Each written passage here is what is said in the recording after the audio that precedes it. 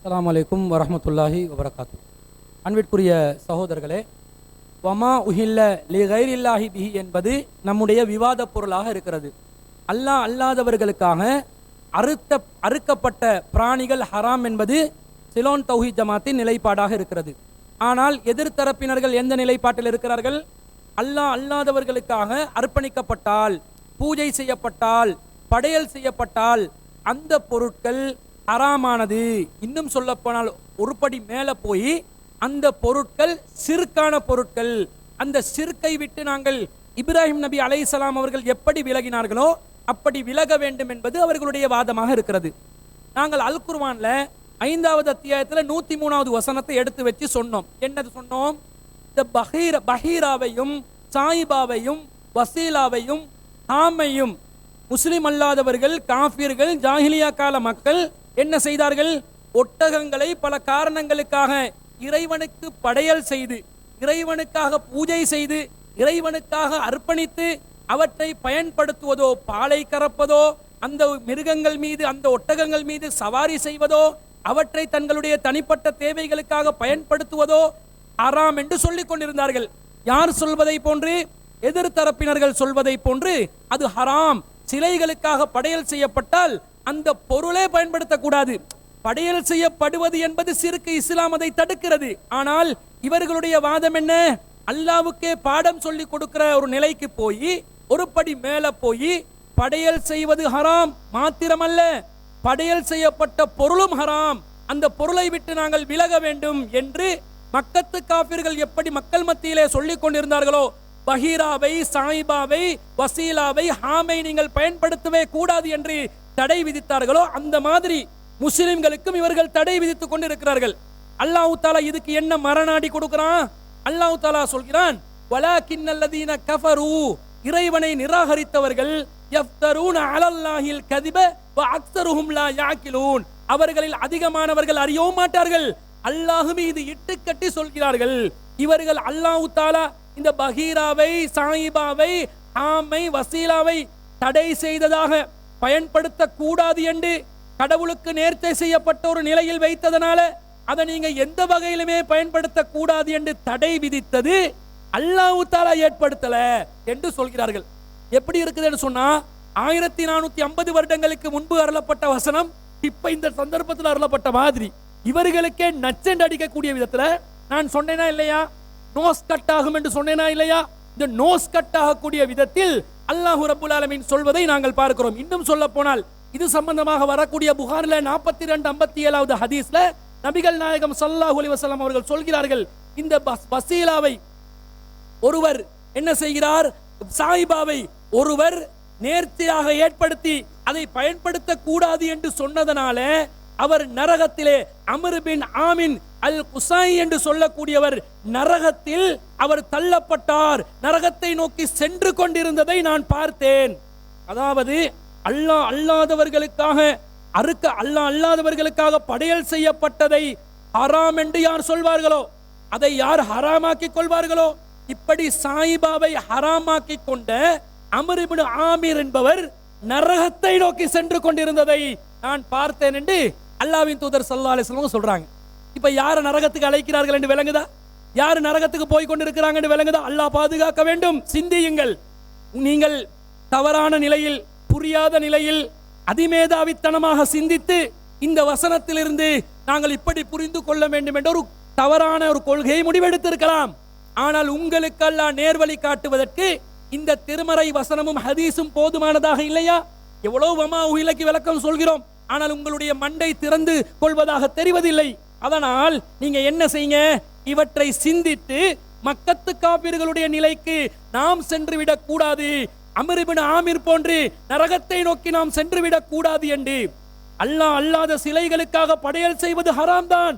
அதற்காக வேண்டி அந்த பொருளை தடுத்துக் கொள்வது நரகத்துக்கு இட்டு செல்லக்கூடிய படுபயங்கர பாவமான காரியம் என்பதை உணர்ந்து விலக வேண்டும். அன்பிற்குரியவர்களே, எந்த அளவுக்கு என்று சொன்னா, இவர்கள் பேசிய வீடியோக்களில் எந்த அளவுக்கு வரம்பு மீறுகிறார்கள் என்று சொன்னா பாருங்கள். இவங்க சொல்றாங்க, கிளிப் 44 போடுங்க.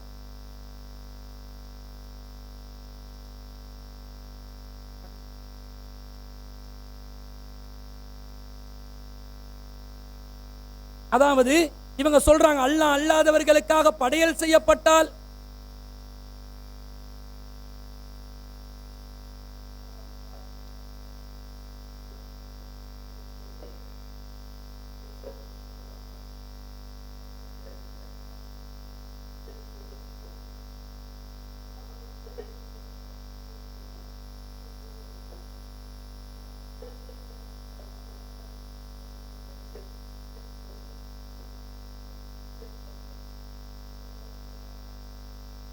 அதாவது தேங்காய் ஒன்றை படையல் செய்தால் அது சிறுக்கு தேங்காய், வாழைப்பழத்தை படையல் செஞ்சா சிறுக்கு வாழைப்பழம், கத்திரிக்காயை படையல் செஞ்சா சிறுக்கு கத்திரிக்காய், கிழங்கையும் கத்திரிக்காவையும் சிறுக்காக்குற அளவுக்கு அறிவு எந்த அளவுக்கு போச்சு? மந்தமாகி போச்சு. அல்லாஹ் தஆலா ஹராமாக்கினானா? ஹராமாக்கினதுக்கு நஸ்ஸ காட்ட முடியுமா? அப்படி அல்லாஹ் ஹராமாக்கியதாக சொல்லலையே. இது ஹராம் என்ற நிலையை தாண்டி அந்த பொருட்களையே சிறுக்காக்கி, அதனால்தான் நான் கேட்டேன், வாழைப்பழமே எங்களுக்கு நோய் நிவாரணம் தருவீர்களா என்று பிரார்த்தனை செய்வீர்களா என்று கேட்டேன். தேங்காயே கத்திரிக்காயே எனக்கு அரிப்பு இருக்கிறது, அந்த அரிப்பை கத்திரிக்காயை நீ அகற்றி விடுவீரா என்று பிரார்த்தனை செய்வீர்களா என்று கேட்டேனா இல்லையா? காரணம் பூஜை செய்யப்பட்டு விட்டது. இப்ப பூஜைண்டா ஹராம் என்றது மட்டுமில்லை, அவங்க ஹராம் சொல்றதும் தப்பு, ஹராம் என்றது மட்டுமில்லை, அதுவே கடவுளாக மாறிவிட்டது. இப்ப பகவான் கத்தரிக்காய், பகவான் தேங்காய், பகவான் வாழைப்பழம் மாறிவிட்டது. அடுத்ததா என்ன சொல்றாங்க பாருங்க, பொம்மை ஹராம். பொம்மை 46. ஆனால் எந்த பொம்மை, எந்த விக்கிரகம், எந்த உருவச் சிலை இது கடவுள் சிலை, கடவுளுடைய ஆற்றல் பெற்ற ஒரு சிலை, இதுதான் கடவுள் என்று சக்தி பொருந்திய ஒன்றாக பார்க்கப்படுகிறதோ, அப்பொழுது விளையாட்டு பொம்மையாக இருந்த பொம்மை ஹராமான பொம்மையாக மாறிவிடுகிறது, அழிக்கப்பட வேண்டிய ஒன்றாக மாறிவிடுகிறது. அதாவது கடவுளுக்காக ஒரு விளையாட்டு பொம்மைய படையல் செஞ்சோன்னே அதுவும் ஹராம், பொம்மை ஹராம். இப்ப கடவுள் பொம்மை எப்படி, கடவுள் பொம்மை எங்க கொண்டு போறாங்கன்னு பாருங்க, மக்கள் சிந்திங்க. கடவுள் பொம்மை ஹராம், கடவுளாக மாறுமாது அவன் நம்பிக்கையில நினைத்தவுடன் இவங்க எப்படி அதுக்கு முட்டு கொடுக்குறாங்கடா? அவன் நம்பிக்கை, நாங்க இணை வைத்தல் என்றதை கூட இப்ப நாங்க பயன்படுத்துறது இல்ல. என்ன சொல்லுவோம்? இணை கற்பித்தல் என்றோம். ஏன் கற்பித்தல் என்றோம்? வலை யகுல்லஹு குஃபுவன் அஹத், அவனுக்கு நிகரா யாரும் இல்லை, லைஸ கமிஸ்லிஹி ஷைஉன், அவனுக்கு ஒத்ததாக எதுவும் இல்லை என்று சொல்வதனால் அல்லாஹ்வுக்கு இணை கற்பித்தல், கற்பனையாக உருவாக்குகிறார்கள் என்று சொல்கிறோம். இவங்க எப்படி தெரியுமா? இணை கற்பித்தல் அல்ல, அது இணை வைத்தல் தான். வைக்கிறாங்க, பொம்மையை கடவுள் ஆக்கிட்டாங்க. இப்ப சரி, அந்த பொம்மையை நான் தொடவா? ஆனா தொடாதீங்க. இப்ராஹிம் நபி விலகினார்களா இல்லையா? பொம்மையை விட்டு எல்லாரும் ஓடு. என்ன கொள்கை? இதுதான் கொள்கையா? இதான் உங்களோட மார்க்க தௌஹீதுடைய அடிப்படை? இதா இப்படிதான் மார்க்கத்தை? இதுக்கு வேறு நாங்க கபரு முட்டிகளை போன்று பேசுகிறார்கள். உங்களை முட்டுறதுக்கு எந்த செவத்துல போயிட்டு உங்களோட தலையை முட்டண்டு விளங்காது. அந்த அளவுக்கு மக்களை குழப்பி வழிகேட்டின் உச்சத்துக்கு கொண்டு போகக்கூடிய ஒரு ஒரு இட்டு கட்டப்பட்ட பொய்யான ஒரு கொள்கையை நோக்கி சென்று கொண்டிருக்கிறார்கள். டிப் 47. அவர்கள் எதை இணையாக கருதுகிறார்களோ அதிலிருந்து விலகி கொள்ளுங்கள் என்று இப்ராஹிம் நபி சொல்றாங்க. தெளிவா தானே சொல்றாங்க, இன்னா புரஹாஉ மின்கும் வமிம்மா தஅபுதூன மின் தூனில்லாஹ், நாங்கள் உங்களை விட்டு விலகிக் கொள்கிறோம், உங்களால் எதுவெல்லாம் கடவுள் என்று நம்பி வணங்கப்படுகிறதோ அவற்றை விட்டும் கூட நாங்கள் விலகிக் கொள்கிறோம் என்று இப்ராஹிம் நபி தெளிவாக சொல்றாங்க. அப்ப இப்ராஹிம் நபி சொன்ன அடிப்படையில பார்க்கிற நேரத்துல ஒருத்தன் ஒரு பொருளை, ஒரு கல்லை, ஒரு மரத்தை கடவுள் என்று நம்பி வணங்குவானாக இருந்தால் அதிலிருந்து நாங்க விலகி கொள்ளணும். அது மாதிரி ஒரு வாழைப்பழத்தை, ஒரு எலுமிச்சம்பழத்தை, ஒரு தேங்காயை, ஒரு பொங்கலை, ஒரு படையலை ஒருவன் இது கடவுளுடைய சக்தி பெற்றது, நோயை போக்கக்கூடியது, இது வாழ்விலே வளம் பெற செய்யக்கூடியது, அருள் வளத்தை நமக்கு பொங்க வைக்கக்கூடியது, பாவங்களை போக்கக்கூடியது என்று ஒரு உணவை ஒருவன் கருதுகிறான் என்று சொன்னால் அந்த உணவு அல்லாஹ்வுக்கு இணை வைக்கப்பட்ட உணவு, அல்லாஹ்வுக்கு இணை வைக்கப்பட்ட ஷிர்கான நம்பிக்கை கொண்ட ஒரு உணவு, கடவுள் சக்தி, கடவுள் தன்மை இருப்பதாக நம்பப்படுகின்ற உணவு. எனவே ஒன்றிலே கடவுள் தன்மை இருக்கிறது, அது கடவுள் என்று நம்பப்பட்டால் அதிலிருந்து முஸ்லிம்களாகிய நாங்கள் என்ன செய்ய வேண்டும்? இப்ராஹிம் நபியினுடைய வழிமுறையை பின்பற்றி விலகிக் கொள்ளணும். இப்ராஹிம் நபி என்ன சொன்னாங்க? அல்லாஹ் தஆலாவுக்கு இணையாக மக்கள் கருதக்கூடியதை விட்டு விலகிவிட்டார்கள். கேள்வி கேட்டோம், இப்ராஹிம் நபி எப்படியா சொன்னார்? சூரியனை விட்டு விலகினாரா? சந்திரனை விட்டு விலகினாரா? அது இப்ராஹிம் நபி கிட்ட கேட்டுக்கொள்ளுங்கன்னு சொல்லி இப்ராஹிம் நபியை ஒரு நையாண்டி பண்ணி விட்டுட்டு அதுக்கு பிறகு அது கொஞ்சம் ரிவர்ஸ் டைம் சில விஷயங்கள் பேசினார்கள் என்று வைத்துக் கொள்ளுங்கள். என்ன சொல்கிறார்கள்? இப்ராஹிம் நபி எப்படி சிறுக்குல இருந்து விலகினார்களோ அந்த மாதிரி சிறுக்கு பொம்மை விலகிக் கொள்வோம், சிறுக்கு வாழைப்பழம் விலகிக் கொள்வோம், சிறுக்கு கத்திரிக்காய் விலகிக் கொள்வோம், சிறுக்கு உருளைக்கிழங்கு விலகிக் கொள்வோம். என்ன கொள்கை தான் தௌஹீதுல இஸ்திகாமத்தை பத்திங்களா? எப்படி இஸ்திகாமத் பொம்மை. இது மட்டுமல்ல, பாருங்கள் 40வது கிளிப்பா போடுங்க. அப்ப அந்த ஷிர்கை விட்டுதான் இப்ராஹிம் நபி என்ன செய்யறாங்க? வமிம்மா தஅபுதூன மின் தூனில்லாஹ், அல்லாஹ்வை தவிர எதையெல்லாம் நீங்கள் வணங்கினீர்களோ, எதில இணை வைத்தீர்களோ, எதை ஷிர்காக்கினீர்களோ அதை விட்டு விலகுறோம் என்று இப்ராஹிம் நபி சொல்றாங்களே. அப்ப அது சில மட்டும் தான் வருமா? வாழைப்பழம் வராதா? தேங்காய் வராதா? இணை வைத்து பூஜிக்கப்பட்ட வாழைப்பழம் வராதா? அதாவது கியாஸ் பண்ணி சொன்ன ஒரு விஷயம் இல்ல. இப்ராஹிம் நபி எப்படி விளங்கினாங்களோ, வாழைப்பழத்தை விட்டு விலக வேண்டும், தேங்காயை விட்டு விலக வேண்டும், கத்திரிக்காய். இது நேரடி நசு, இது தவீல் எல்லாம் கிடையாது. இது சூரியனை விட்டு விலக வேண்டும், சந்திரனை விட்டு விலக வேண்டும், கோமாதா பீஃபை விட்டு விலக வேண்டும், சிக்கனை விட்டு விலக வேண்டும், சேவற்கொடியோனண்ட சிக்கனை விட்டு விலக வேண்டும். அவ மச்சம் என்ற அவதாரத்துல மீனை விட்டு விலக வேண்டும். சூரியன் சந்திரன் மொத்த அண்ட சலாசாலத்தை விட்டு விலகி எங்க இருக்கணும் தெரியுமா? பஸ்பமாகி போக வேண்டும். அதாவது நெருப்பு வணங்கிகள் நெருப்பை விட்டு விலக வேண்டும். இப்ப தீப்பெட்டி கூட இவங்களுக்கு என்ன செய்யலாது? எடுக்கல, தீயை விட்டு விலகுகிறோம். என்னது எந்த அளவுக்கு போகுதுன்னு சொன்னா சொல்கிறார்கள். என்ன சொல்கிறார்கள் என்று பாருங்க. கிளிப் 25 போடுங்க. நீங்கள் சொல்லக்கூடிய மாதிரி இந்த கடையிலே பூஜை செய்யப்பட்டிருக்கக்கூடிய பொருள் ஹராம் தான். மாற்று மதத்தவர்களுடைய பூஜை செய்யப்பட்ட எந்த ஒரு வியாபார பொருளை எடுத்துக்கொண்டால் அது ஹராம் தான். கடுகளவும் அதில் சந்தேகம் கிடையாது. அவர்களுடைய கடையில் நாம் ஒரு சீனி வாங்க முடியாது, ஒரு தீப்பெட்டி வாங்க முடியாது, எதையும் வாங்கக்கூடாது. ஏனென்றால் அவர்கள் கடவுளுக்கு, அவர்களுடைய மத கடவுளுக்கு பூஜை செய்துவிட்டு தான் அந்த பொருள்களை விற்பனை செய்கிறார்கள். அது ஷிர்க் என்பதில், ஹராம் என்பதில் துளியளவு நமக்கு சந்தேகமே கிடையாது. ஆனாலும் நம்முடைய சக்திக்கு அப்பாற்பட்டது என்ற ஒன்று எந்த இடத்தில் வருகிறதோ அந்த இடத்தில் நமக்கு மார்க்கம் என்ன செய்கிறது என்று சொன்னால் அதுல விதிவிலக்கு சொல்லுது. சரியா? சீனி வாங்க 1 கிலோ சீனி எடுப்போமா? பண்டையாட கடையில ஹராம். ஒரு தீப்பெட்டி எடுப்போமா? சூரியன் தீப்பெட்டியா எடுப்போமா? சூரியனும் மேல சந்திரனும் மேல. இப்ப 2 இருக்குது. அதுல உருவம், சூரியன் உருவமும் இருக்குது, தீப்பெட்டியும் இருக்குது. போ இந்த மாதிரி மூல குழம்பின மூளை இல்லாத ஒரு கொள்கையை மக்களுக்கு சொன்னால் மக்கள் உங்களை நோக்கி வருவாங்க. தௌஹீத் என்ற பேர்ல நிர்பந்தம் என்று அல்லாஹ் தஆலா எதை விதிவிலக்கில் கைர பாயின் வலா ஆதின் என்று அல்லாஹ் சொன்னானோ அதை சர்வசாதாரணமாக ஆதரிக்கக்கூடிய விதத்தில் அல்லாஹ்வின் அஸ்ஸலாமு அலைக்கும் வரஹ்மத்துல்லாஹி வபரகாத்துஹு. விவாதம் எதை நோக்கி நகர்ந்து கொண்டிருக்கிறது? எதிர்த்தரப்பு எதை சொல்லி நியாயப்படுத்துவதென்று தெரியாமல் எதையெல்லாம் சொல்லி கொண்டிருக்கிறார்கள். மக்களும் இதை அவதானித்துக் கொண்டிருக்கிறார்கள். அப்துல் ராசிக் என்பவர் மிகப்பெரிய பொய் சொல்லி கொண்டிருக்கிறார் என்பதை நேற்றும் சொன்னேன், இன்றைக்கு சொன்னேன், இப்போ ஒன்றும் சொல்ல போகிறேன். அவங்களோட நிர்வாகத்தை ஆதாரமாக வைத்து, சும்மாவெல்லாம் சொல்லலை, அவங்களோட நிர்வாகிகள் கூட இதுக்கு ஆதாரமாக இருப்பார்கள், நம்பிக்கையாளர்களாக இருந்தால். அடுத்தது என்ன விஷயம் என்றால், இந்த தரப்பில் ஆக்களை நீங்கள் பார்த்தீங்கன்னா எல்லாருக்கும் பேருக்கு முன்னாலே மௌலவி, பின்னால் அவங்க படித்த மதரசாவுடைய பட்டம் இருக்கும், மஜீதி, சிராஜி, ரசீதின்லாம். அப்துல் ராசிக்கு என்ன இருக்குது? மௌலையும் இல்லை, அங்கால ஒரு பட்டமும் இல்லை. எங்கள்கிட்ட நிறைய இந்த சில நேரங்களில் புலனாய்வுத்துறை சில நேரம் கேட்டிருக்கிறாங்க. அப்போ அவர் மதரசாவில் ஓதினோத்தரா, அவர் மார்க்கம் படித்தவரா அப்படி கேட்டிருக்கிறாங்க. அப்போ அவர் மதரசாவில் ஓதலை, அப்போ எப்படி அவர் மார்க்கம் சொல்லுவார் அப்படின்லாம் கேட்டிருக்கிறாங்க. அது வேறு பிரச்சனை. இவருக்கு எந்த அளவு காழ்ப்புணர்ச்சிண்டா, எந்த அளவு பொறாமன்ஸ்ன்னா, இவங்களுக்கெல்லாம் அப்படி பட்டம் இருக்குதே, அதால் எப்படியாவது டேமேஜ் பண்ணணும், இவங்களோட சர்டிஃபிகேட்டை நாங்கள் பார்க்கணும். உங்களுக்கு ஒரு நல்ல ஒரு ஐடியா ஒன்று சொல்கிறேன். இதுக்கு பின்னால் உங்களோட ஜமாத்தில் நீங்கள் யாராவது சேர்க்கிறதா இருந்தால் உங்களோட சர்டிஃபிகேட்டை கொண்டாங்க, நாங்கள் அதை பார்க்கணும். அரபு வாசிக்க தெரியுமா? சரியா? ஏண்டா நாங்கள் தரங்கட்டலாம் இந்த ஆக்களை இது செய்கிறதில்ல. சில ஆக்கள் இந்த இந்த இதில் கூட முகநூலில் கூட குர்ஆன் கூட தெரியான்னு கூட சொல்கிறாங்க. நாங்கள் அந்த அளவுக்கெல்லாம் ஆக்களை தட்டம் அப்படி பேசுறது இல்லை. ஆனால் எங்களை பேசிட்டாங்க, பேர் சொல்லி பேசியிருக்கிறாங்க. நாங்கள் அனுப்பின கடிதமே வாசித்து காட்டப்பட்டது. ஒரு நிர்வாக தர்மம் ஒன்று இருக்குது, ஒரு நிறுவனத்துடைய தர்மம். நாங்கள் அதிலிருந்து நீங்கள் செல்கிற கருத்து பிழைன்னு சொல்லி நாங்கள் இன்னொரு பக்கத்தை விவாதிக்க வாரோம் சொல்லி எழுத்து மூலமாக அறிவித்தால் இது பிழையா? இது தவறாயுது? இது ஒரு அழகான நாகரிகமான செயலா இல்லையா?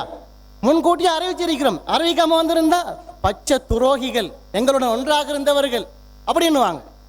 அறிவித்து நாகரீகமாக நாங்கள் நடந்திருக்கிறோம். அந்த கடிதத்தை கொண்டு வாசிச்சு காட்டினார். அது பிரச்சனை இல்லை. நாங்கள் எழுதின கடிதம் தானே, அதில் எங்களுக்கு எந்த பிரச்சனையும் கிடையாது. அதில் ரெட்டை வேடுமாம். நாங்கள் என்ன செய்யணும் தெரியுமா? அதில் நான் இப்படி கலந்து கொள்கிறேன், ஆனால் எதிர்காலத்தில் இந்த இந்த ஜமாத்தோடு சேர்ந்து பயணிக்கிறதுக்கும் தயாராக இருக்கிறேன். ஏன் சொன்னோம் தெரியுமா? சில நேரம் நாங்கள் முன்வைக்கின்ற ஆதாரத்தின் அடிப்படையில் உங்களுக்கு மனமாற்றம் வந்து அதை நீங்கள் சரியாக கண்டு திருந்தி கொண்டால் மீண்டும் இந்த ஜமாத்தில் பயணிப்பதில் எங்களுக்கு எந்த பிரச்சனையும் கிடையாது, எந்த ஆட்சேபனும் கிடையாது. அதனால தான் சொன்னோம், சும்மா வந்து சேர்றதுக்கு இல்லை. நீங்கள் அதை ஞாபகத்தில் வச்சுக்கணும். அடுத்தது இவங்களோட இந்த தரம் எப்படி தெரியுமா? இவங்களோட ஆய்வுடைய தராசரம் எப்படின்னு தெரியுமா என்றெல்லாம் கேட்டார். தராசரத்தை நான் சொல்கிறேன். இவங்களோட கடிதம் எனக்கு வந்திருக்குது, அது டேட் எல்லாமே சேர்த்து எடுத்திருக்கிறேன். நான் ஒரு தரம் இந்த ஆய்வுக்கு வாங்கன்னு சொன்னாங்க. நிறைய தாய் இருக்காங்க நீங்க நினைச்சிருக்கிறீங்க, அந்த அளவுக்கு தாய்கள்லாம் கிடையாது. தனிநபர் எடுக்கிற முடிவுல தான் இது நடக்குது, வேற எந்த காரணமும் கிடையாது. தாய் இதுக்கு ஆய்வுக்கு வாங்கன்னு சொன்னாங்க. அப்ப நாங்க என்ன செஞ்சோம்டா, முன்கூட்டியே பேரை பதிவு செஞ்சோம். நான் ஒன்று, சில்மி ரசீதி ஒன்று, என்னுடைய சலாஹுதி மௌலி ஒன்று, 3 பேர். இன்னொரு யாரையோ தெரியா. எங்களுக்கு திருப்பி ஒரு அறிவித்தல் வருது, இது ஒரு பெரிய இயக்கம் தானே, தாய்கள் யாரும் இல்லை, 4 பேர் தான் வந்திருக்கோம். அப்போ நாங்கள் 3 பேர் 3 பேர். இன்னொரு யாரோ தெரியா, 4 பேர் தான் அப்ளை பண்ணிருக்கிறாங்க, அறிவிச்சிருக்காங்க வாரண்டு. நாங்கள் வேறொரு நேரத்தில் இதை நம்ம டேட்டை மாற்றிக்குவோம் சொல்லி டேட் ஒன்று போட்டு அனுப்பினாங்க. டேட் தேவைன்னா நான் தருவேன் உங்களுக்கு இப்போ. அப்போ அந்த டேட்டில் திருப்பி நாங்கள் வாரோம். வந்தால் ஒரு தாயும் காணும், ஒத்தரும் இல்லை. தாய்கள் இங்கே நிறைஞ்சிருப்பான்னு வந்தால் ஒத்தரும் இல்லை. இதான் இப்போ இருக்கிற தாய்களுடைய அவங்களோட தரம். நல்லா பார்த்துக்குங்க. எங்கள்கிட்ட தராதரம் கேட்குறாங்க, இவங்க என்ன ஆய்வுன்றாங்க. அப்போ உங்களோட ஆய்வாளர்களை காணலையே, எங்க கூட்டு வந்த நீங்க ஆய்வாளர்களை ஒத்தரையும் காணல. அதுக்கு பிறகு அங்க வந்தா அது ஏகப்பட்ட பிரச்சனை. இதுக்கு காரணம் ஒன்று சொன்னாங்க. அன்றைக்கு இந்த உரிய நேரத்தில் நடக்காத காரணம் தலைவர் ரிசானாட்ட கேட்டேன். அவருக்கு தனிப்பட்ட மரியாதையில் எனக்கு மரியாதை இருக்கு. அவர்கிட்ட கேட்டேன். அவர் என்ன சொன்னார் தெரியுமா? நான் அவர்கிட்ட சொன்னேன், நான் இந்த கருத்தை சொல்லுவேன் சொல்லி. அவர் சொன்னாரு, எங்களுக்கு ஒரு ஒரு கிளையில கூட்டம் ஒன்று இருந்துச்சு, அதால நிர்வாகம் போன, அதால இதுல இந்த செயலாளர் கடிதம் வந்திருக்குது. 4 தாய்கள் தான் இதுக்கு வாரத்துக்கு அனுமதி இந்த சம்மதிச்சிருக்கிறாங்க, அதால நாங்க இல்லாமக்கிருக்கோம் சொல்லி. என்னங்க தலைவர் ஒரு காரணம், நீங்க ஒரு காரணம், இதெல்லாம் பொய்யா இல்லையா? இது பொய்யா இல்லையா? இதுல பொய் சொல்றவர்கள் மார்க்கத்தில் உண்மை சொல்வாங்கன்னு நினைக்கிறீங்களா? அது மட்டும் இல்ல, இன்னொரு விஷயத்த சொல்றேன் நான். அப்ப வந்தாச்சு, ஒத்தருமே இல்லை. அஜ்மீர் அமீனுக்கு பல தடவை சக்கூர் பாய் கோல் எடுத்தார். அவர் இருக்கிறார் ஆதாரம், எடுத்தா ஆன்சரே இல்லை. அது என்ன காரணம் நமக்கு தெரியும், அல்லாஹ் ஆலம். சில நேரம் பொய்யை சொல்லலாம், உண்மையை சொல்லலாம். அஸ்ஸலாமு அலைக்கும் வரஹ்மத்துல்லாஹி வபரகாத்துஹு. அப்போ வந்திருக்கிறோம், என்னதுக்கு? ஆய்வுக்கு வந்திருக்கிறோம். ரெடியாகி கஷ்டப்பட்டு மிச்சம் நேரம் தூர இடத்துலேருந்து வந்திருக்கிறோம். வந்திருந்தா யாரையுமே காணல. சகோதரர் அப்துல் ராசிக் வாராரு 5 மணிக்கு பிறகு. சரியா கொஞ்சம் முந்தி வந்தாலும் சரியா சக்குர்பாய் ஆதாரம் வரீங்க. இங்கே பேசுகிற நேரம் அது ஓகே, 4 மணிக்கு வந்தாலும் வச்சுக்கோமே, அல்லது 4 5 மணி. இங்கே பேசு நேரம் ஒரு விஷயத்தை சொன்னாரு, நாங்கள் 3 மணித்தியாலம் கலந்துரையாடினோம். இது பொய் இல்லையா? இது பொய் இல்லையான்னு கேட்குறேன் நான். நாங்கள் எங்கெங்க 3 மணித்தியாலம் பேசினோம்? ஒரு விஷயமே பேசல, 1 மணித்தியாலம் கூட சரியா பேசல. என்னையா 3 மணித்தியாலம் பேசணுமா? அவர் மட்டும்தான் வந்திருந்தார், வேற யாரையும் காணல. இதுதான் இவர்களுடைய தாயிகளுடைய லட்சணம். இதுதான் உங்களோட தாய், வேற யாரும் தாயை காணல. தொடர்ந்து கபீர் சகோதரர் பேசுவார். அஸ்ஸலாமு அலைக்கும் வரஹ்மத்துல்லாஹி வபரகாத்துஹு. இப்போ என்ன விளக்கம்னு சொன்னால், நாம் ஒரு செய்தியை காட்டியிருந்தோம்ல, அதாவது விவசாய பொருள்களையும் கால்நடைகளையும் என்ன செய்வாங்க? அல்லாஹ்வுக்காக வேண்டி அர்ப்பணிப்பாங்க. அப்போ அல்லாஹ்வுக்காக வேண்டி அர்ப்பணிப்பது என்பது வெறுமனே பிராணிகளை மட்டுமல்ல அப்படிங்கிறதுக்கு அந்த ஆதாரத்தை தூக்கி வைக்கிற நேரத்தில் இப்போ என்ன கேட்குறாங்க விளங்கிச்சா? அந்த பிராணிகளையும் இந்த விவசாயத்தை அல்லாஹ் சொல்லும் பொழுது அதில் ஹராம் என்று சொல்கிறானா? ஹராம் என்று சொல்லலையே. அதே நேரம் அல்லாஹு தாலா சாயிபா, ஹாம் இந்த மாதிரியான பிராணிகளை பற்றி எல்லாம் சொல்கிறான். இதையெல்லாம் சொல்லும் பொழுது அந்த விஷயத்துக்கு அல்லாஹு தாலா ஹராம் என்று சொல்கிறானா, அந்த பிராணி ஹராம் என்று சொல்கிறானா அப்படின்னு கேள்வி கேட்குறாங்க. இதுதான் இவங்களுடைய கேப்பாக்குட்டி. ஒரு விஷயத்தை எவ்வளவு அழகா அல்லாஹு தாலா விவரிக்கிறான் பாருங்க. ஏற்கனவே சொல்லியிருந்தாங்க, அந்த தீர்ப்பு கெட்டதுன்னு அல்லாஹ் சொல்றான்.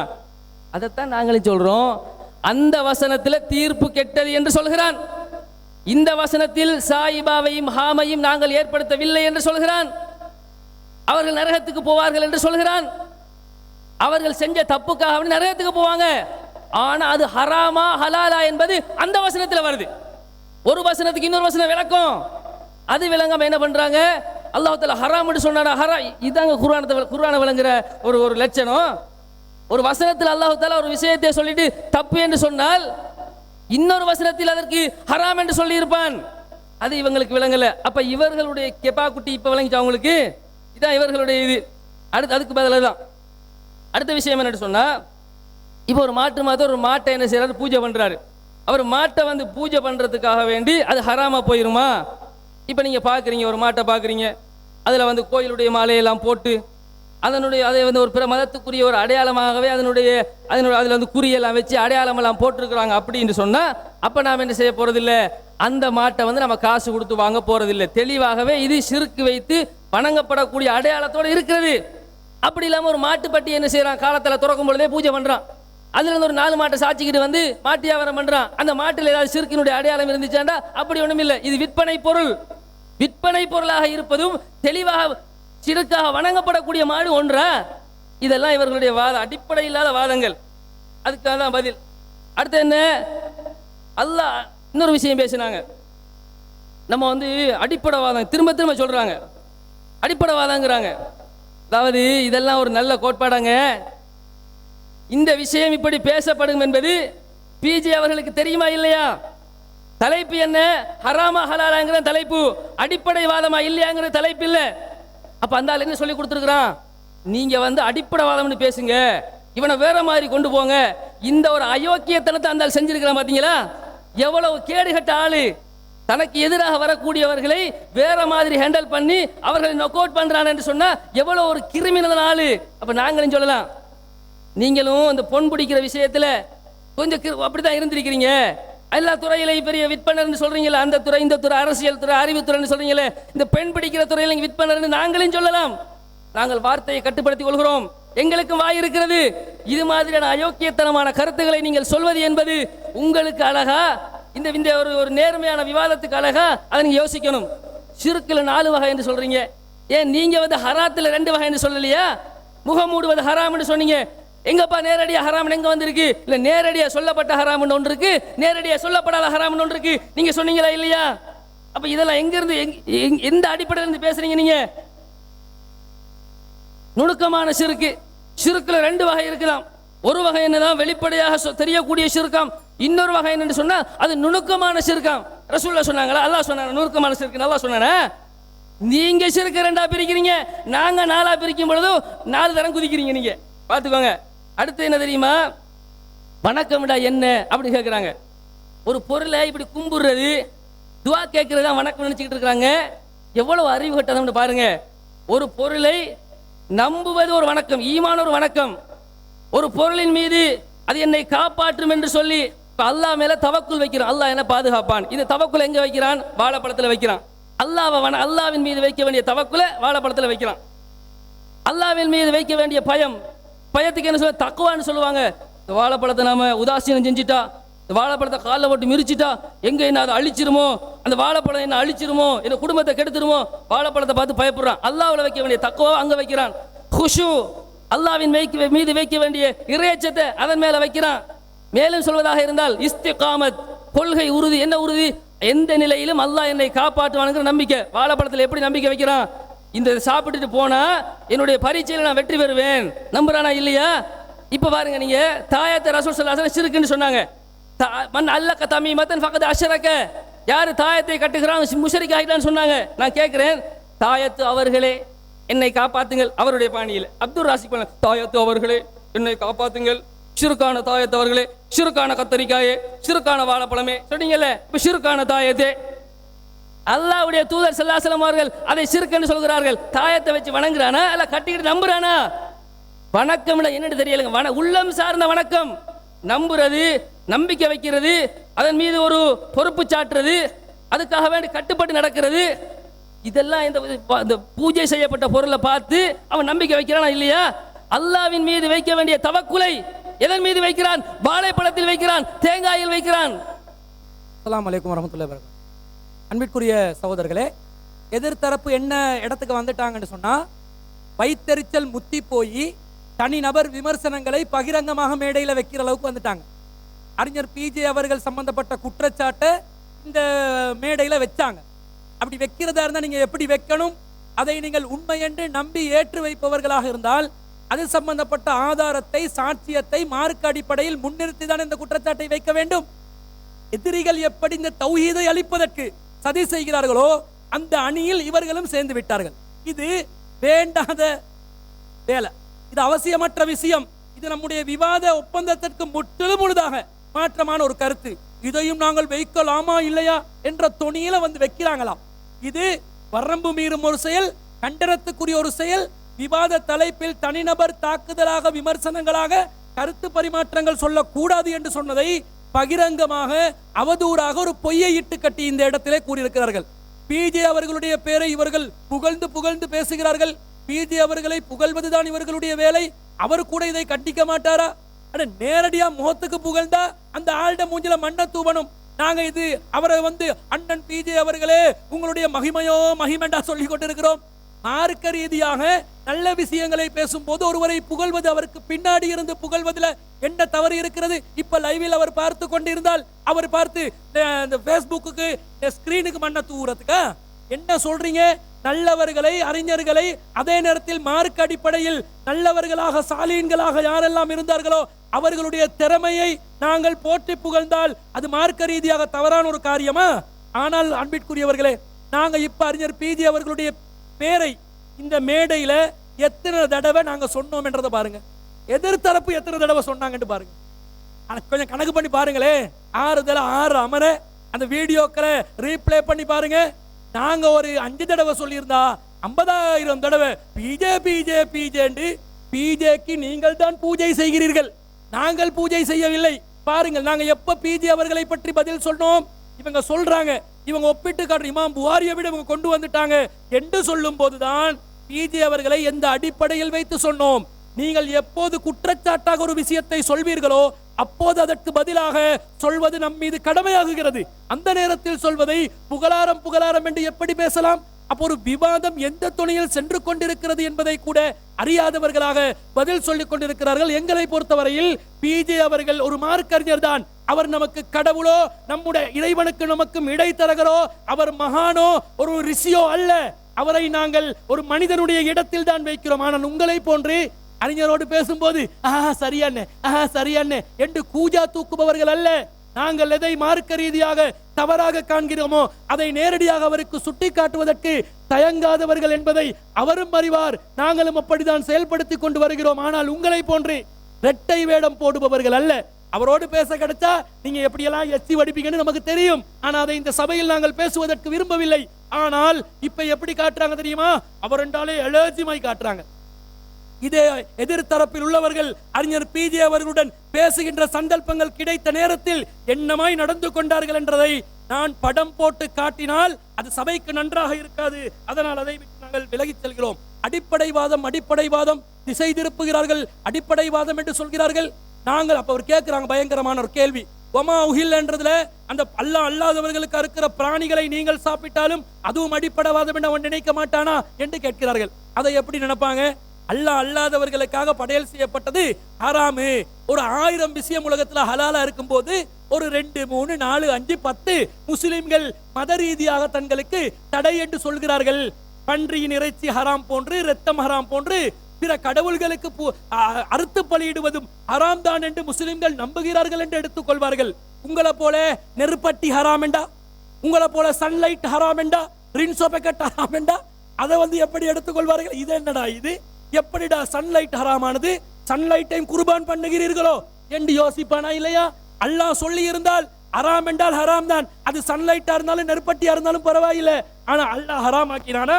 அல்லாஹ் ஹராமாக்காத ஒன்றை நீங்களாக இட்டு கட்டி திணித்து ஹராமாக்கும் போது அவன் சிந்திக்க மாட்டானா? இவங்களை பொறுத்த இந்த அணியை அவர்கள் கவனித்தால், முஸ்லிம் அல்லாதவர்கள் சிலோன் தௌஹீத் ஜமாத் அல்லாஹ் ஹராம் சொன்ன நஸ்ஸின் அடிப்படையில், ஆதாரத்தின் அடிப்படையில் ஒன்றை ஹராம் என்று சொல்கிறார்கள். எண்ணிக்கையில் அடங்கக்கூடியதாக இருக்கிறது. ஆனால் மௌலவி கபீர் தரப்பினர்கள் எப்படிப்பட்ட நிலையில் இருக்கிறார்கள்? எல்லாமே ஹராம் தானாம். அவன் நிர்பந்தத்துல தான் பயன்படுத்தி கொண்டிருக்கிறானாம். அவனே கன்ஃபியூஸ் ஆக மாட்டான். டேய், பேரன் லவ்லிக்கு என்னடா நிர்பந்தம் இருக்கிறது என்று கேட்டால் என்ன பதில் சொல்வீர்கள்? ஆதாரம் நஸ்ஸும் இல்லை, நிர்பந்தத்துக்குரியதும் அல்ல. அதான் வேடிக்கையாக இருக்கிறது. அது மாத்திரமில்ல அன்பிற்குரியவர்களே, இவர்கள் மூசா அலைஹிஸ்ஸலாம் அவர்கள் அந்த சிறுக்கை உடைத்து தகர்த்தெறிந்தார்கள்.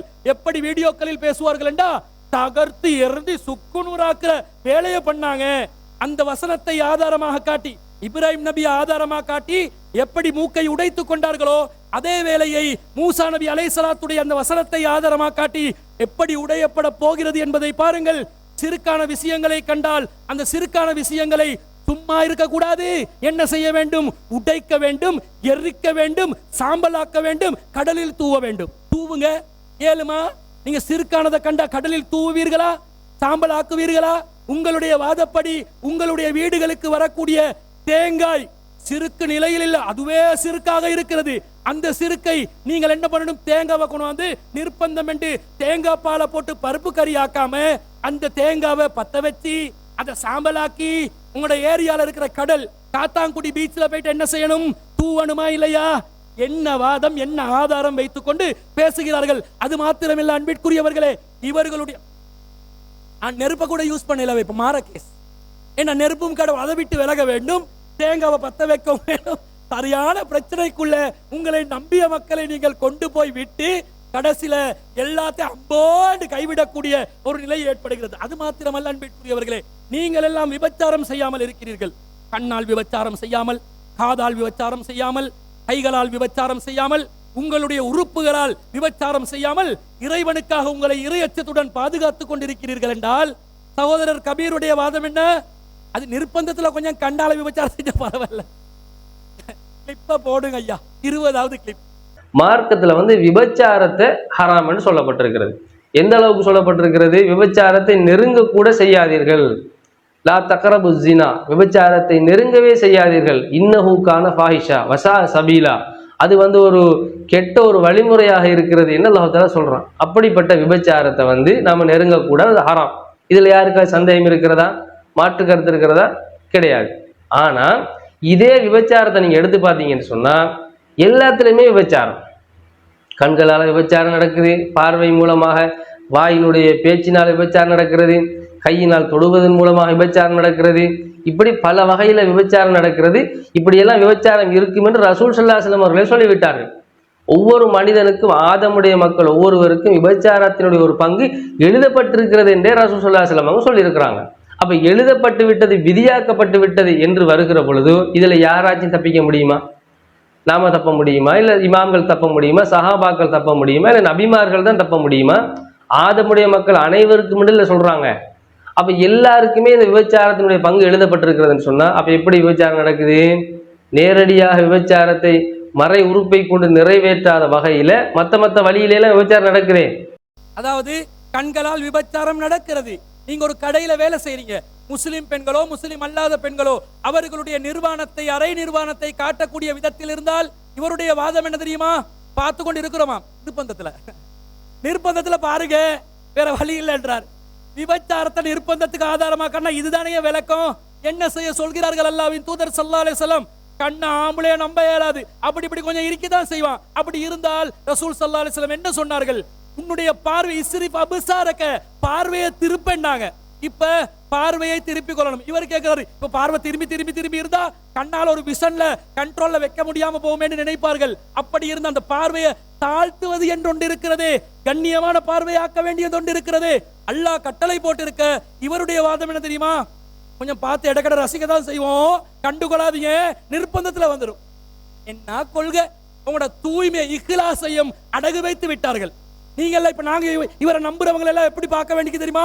ஓ, இவங்க எல்லாத்தையும் வீட்டுக்கு கூட்டி போவேலாது, அப்படி இப்படி கண்ணால லைட்டா விபச்சாரத்தை பண்ணிட்டு கையால லேசா தடவி விட்டுட்டு நிர்பந்தம் என்று சொன்னாலும் சொல்லி விடுவார்கள். இவர்களை வீடுகளுக்கு தேத்தனி கொண்டு கொடுக்கறதுக்காவது கூட்டி போவேலா என்று சொல்லி யார்கிட்ட முகத்துல கரிய பூசுறாங்க? உங்கள் அனைவருடைய முகத்திலும் கரிய பூசி உங்களோட இறையச்சத்தை நடுக்கடல்ல சாமியிட அந்த சிலைய மூசா அலைஹிஸ்ஸலாம் தூவினாங்களோ இல்லையோ, கபீர் அவர்கள் உங்களுடைய இறையச்சத்தை தூவி விட்டாரா இல்லையா? சிந்திக்கிறது இல்லையா? இது மாத்திரமல்ல, லொலிபப் வாங்கி கொடுத்தா பிள்ளைக்கு என்ன விதமான லொலிபப் வாங்கி கொடுப்பீர்கள் இவர் கேட்கிறாரு. அதாவது அறிவு முத்தி போனா இப்படித்தான் சிந்தனைகள் வரும். ஒரு லொலிபப், கடவுள் லொலிபப். என்ன லொலிபப்? கடவுள் லொலிபப் இருந்தால் எப்படி நீங்கள் அந்த லொலிபப்பை உறிஞ்சுவீர்கள்? உரியக்கூடாது என்று சொல்லி ஒன்னாவது கிளிப்பை போடுங்க. கடவுள் வடிவத்தில் உள்ள பொருட்கள் ஹராம்.